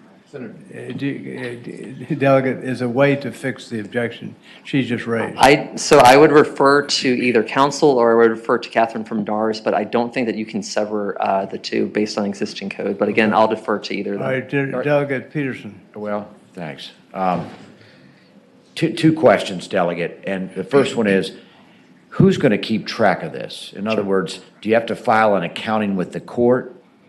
So, Mr. Chair, I would tell the delegate in this, and then the same way that you have to file an annual report every year, that a guardian already has to do that. This is basically going to be part within that process, and that's why we're drawing this based on the existing precedent that we have in code for how you're actually checking in on your ward in the first place. Okay, and that kind of leads to my next question. I've done a lot of guardianship litigation where one side tries to kick out the other side, and it seems like we're laying some standards in here. I use the word standards, could also use the word traps in here, that people are going to not fill out the correct paperwork, and they're going to lose guardianship.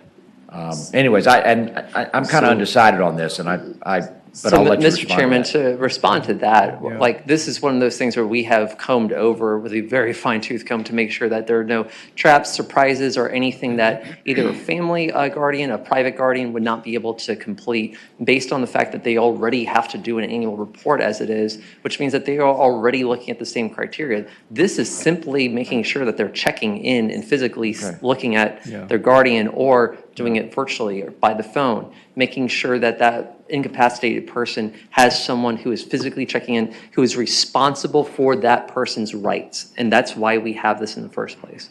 Okay. Would y'all like to say anything else? Yes. Yeah, okay. Briefly. Mr. Chair, committee members, my name is Lorraine Corey. I am the past, Yeah, speak into the phone. I'm sorry, my name is Lorraine Corey, and I am the past and last president of the SVTC Parents and Friends Group. I'm currently with the group that is with SEVTC, the last training center in Chesapeake, and our organization also opposes this. It may not escape your notice that the two people here today are guardians that are siblings. I'm 66, Ms. Powell's 65, and yes, she gave me permission to allow her to tell you her age. We are siblings, and we are the youngest people in both groups by an entire generation. Everyone else, almost everyone else, are parents. They are in their 70s, they are in their 80s. This bill discriminates against elderly people. There, as she said, all but one of the training centers closed down. So all of the people that wished to have their ward still be in a training center had to go to Chesapeake or not at all. So they are literally from all over the state. I live in Fairfax. It is a 400-mile round trip for me to make, which I make every month. My other sister makes a 200-mile round trip from Richmond to Chesapeake. I can do that now. In 10 years, if I'm still alive at the age of 76, I may not be able to do that. There will come a time for every parent or sibling when they are not physically able to make that trip.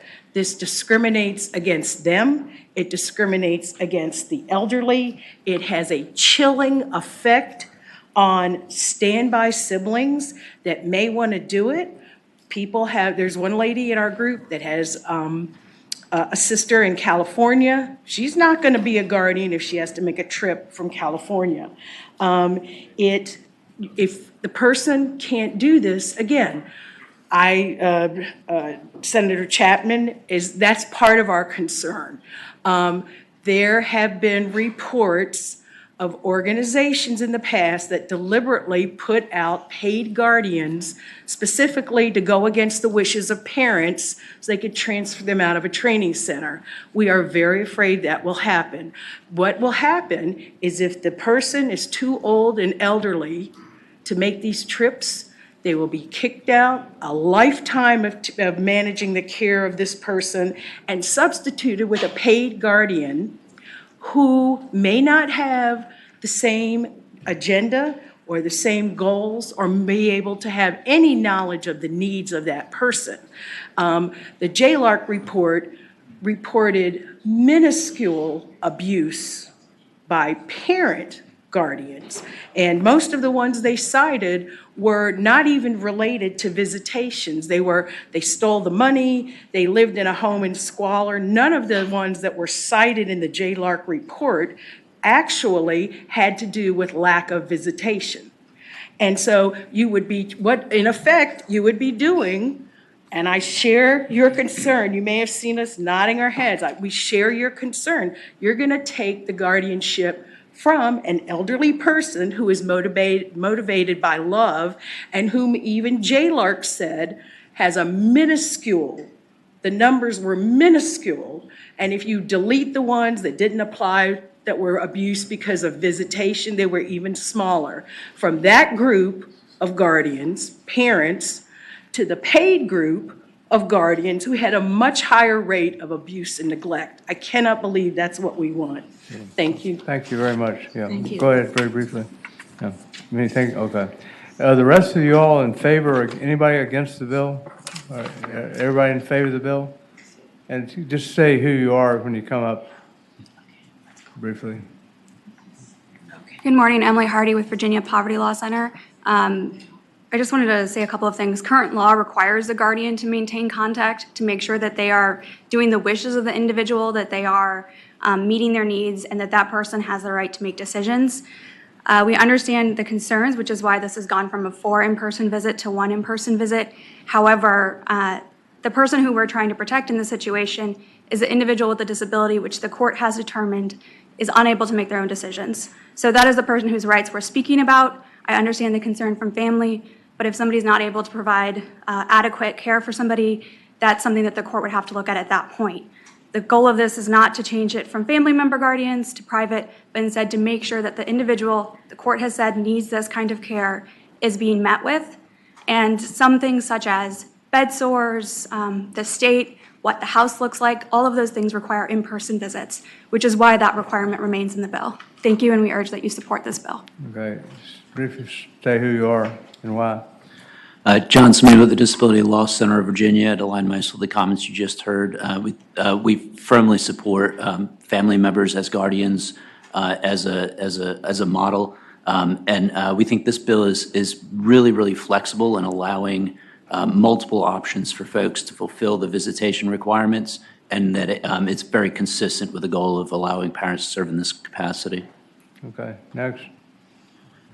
Mr. Chairman, Jared Calfee with AARP Virginia. I'd align my comments with the previous speakers, and we support the bill. Okay, next.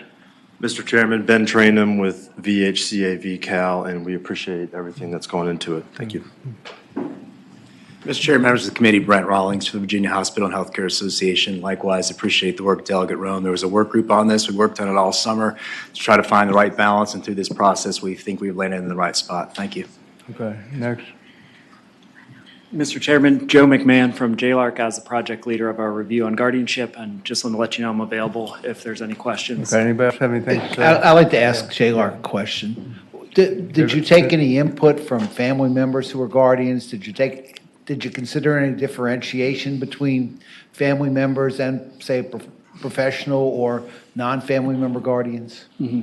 We spoke with guardians that were both private, professional guardians, and family members.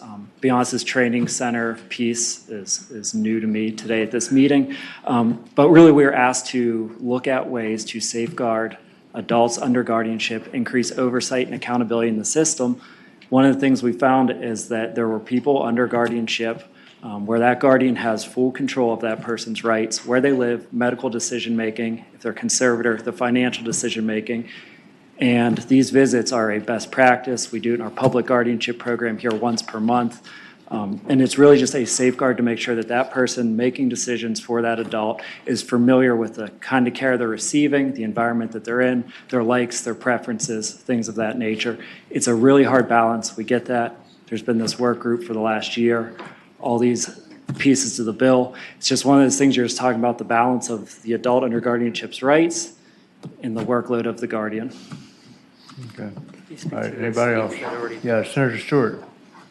Mr. Chairman, I just want to make a comment, and I don't know that the gentleman could answer my question, but perhaps you can.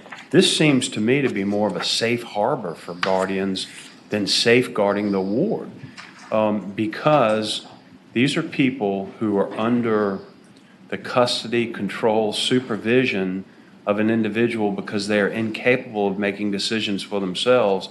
And I don't know how in the world you could know what that person needs if you only visit them twice a year. And before this, the statute says as often as necessary. And so a judge had the discretion to determine, well, you should have been there once a week, or you should have been there once a month, or you should have been there once a year. Now we're providing a safe harbor for that guardian to only have to come twice a year. Did that concern you all at all?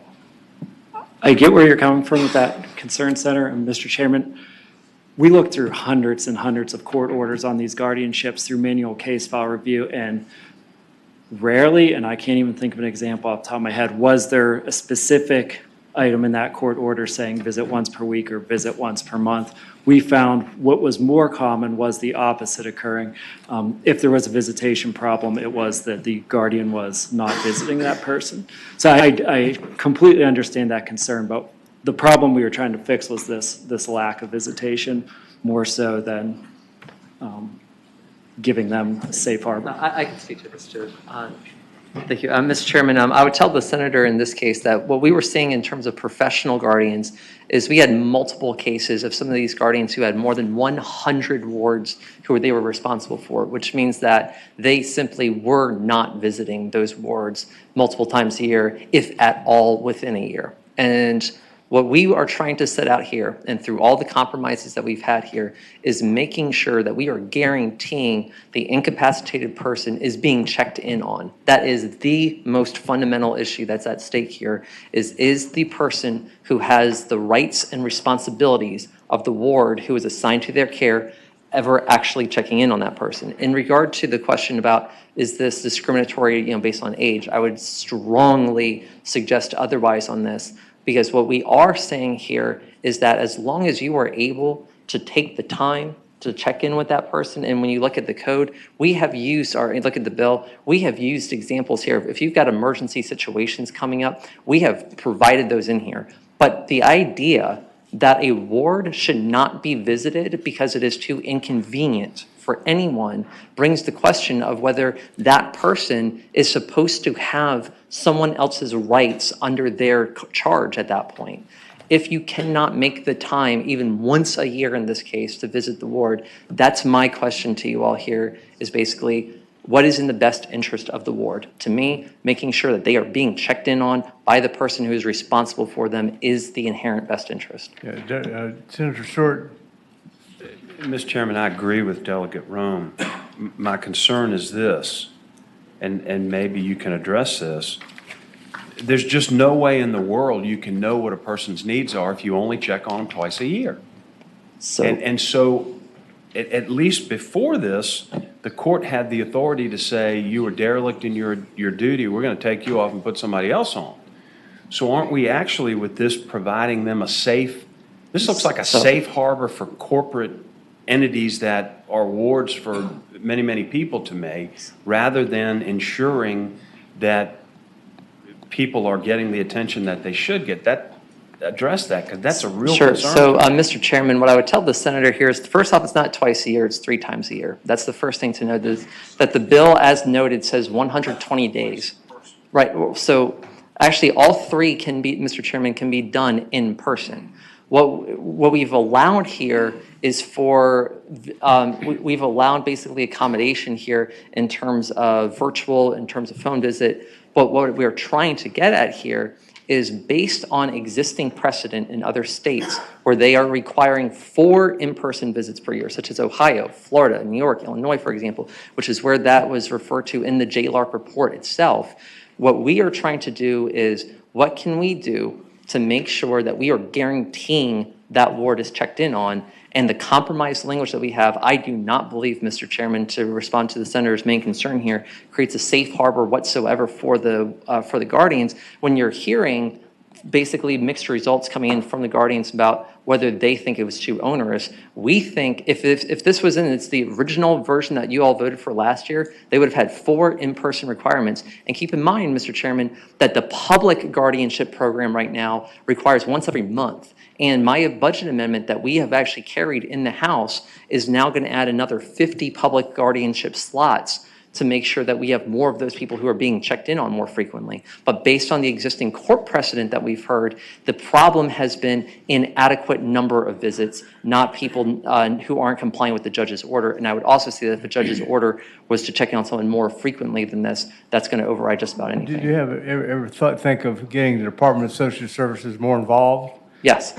Rather than dumping everything on the guardians? Yes. So, Mr. Chairman, yes, we have talked, in terms of dealing with DSS and everything with this, and all of the language, all the compromise, all the everything work group meetings that we've had over the last year. This is basically, after all those considerations where we've landed. Yeah, Mr. Chair. Yeah, thank you. Just a follow-up question. So I believe I just heard you say, Delegate Rome, that if a court deemed that you needed to visit the individual more often, that could override the every 120 days. Yes. So that should allay the concerns of my colleague. That's right. Okay, thank you And for Mr. clarifying Chair, that. I would also defer to council just if they would like to speak to that as well. Mr. Chairman, that's correct. The bill leaves intact the requirement that the guardian visit as often as necessary. So this is a floor as opposed to a ceiling, Mr. Chairman, is what I would tell the senator here. Okay, does anybody else have anything to say? Okay, motion's been made to report. Is there a second to report the substitute as amended, I believe? Okay. Let me say, I still have serious reservations about this because of the family members, because I identify with them. I've had this issue come up in other cases where I've been dealing with these kinds of issues. But anyway, the motion been made to report as amended? All in favor of the motion, say aye. All opposed, no.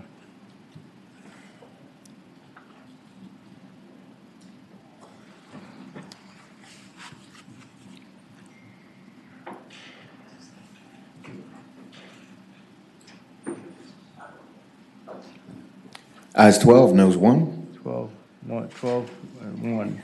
Okay, the bill is reported. Thank you, Mr. Chairman. Now, thank you very much. Before we leave, there's another bill, I think, Wampler 2230. That's supposed, have we conformed that? Okay. All right. Anything else? I want to say before we've completed the docket, and this may be our last meeting, first of all, I want to thank our staff, Steve Benjamin, our counsel, the Charles Quigliotto and from Legislative Services, and Sabrina Mills Bryson for the great work you all have done. And also MJ,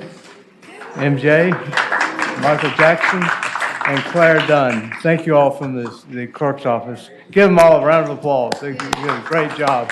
Thank you all very, very much. With nothing further, yeah, and the pages, the pages. Thank you all for being here. Y'all have done a terrific job. Thank you, all of you. And we'll be meeting because of judgeships coming up, but probably tomorrow and also probably Wednesday. But without that, the meeting is adjourned.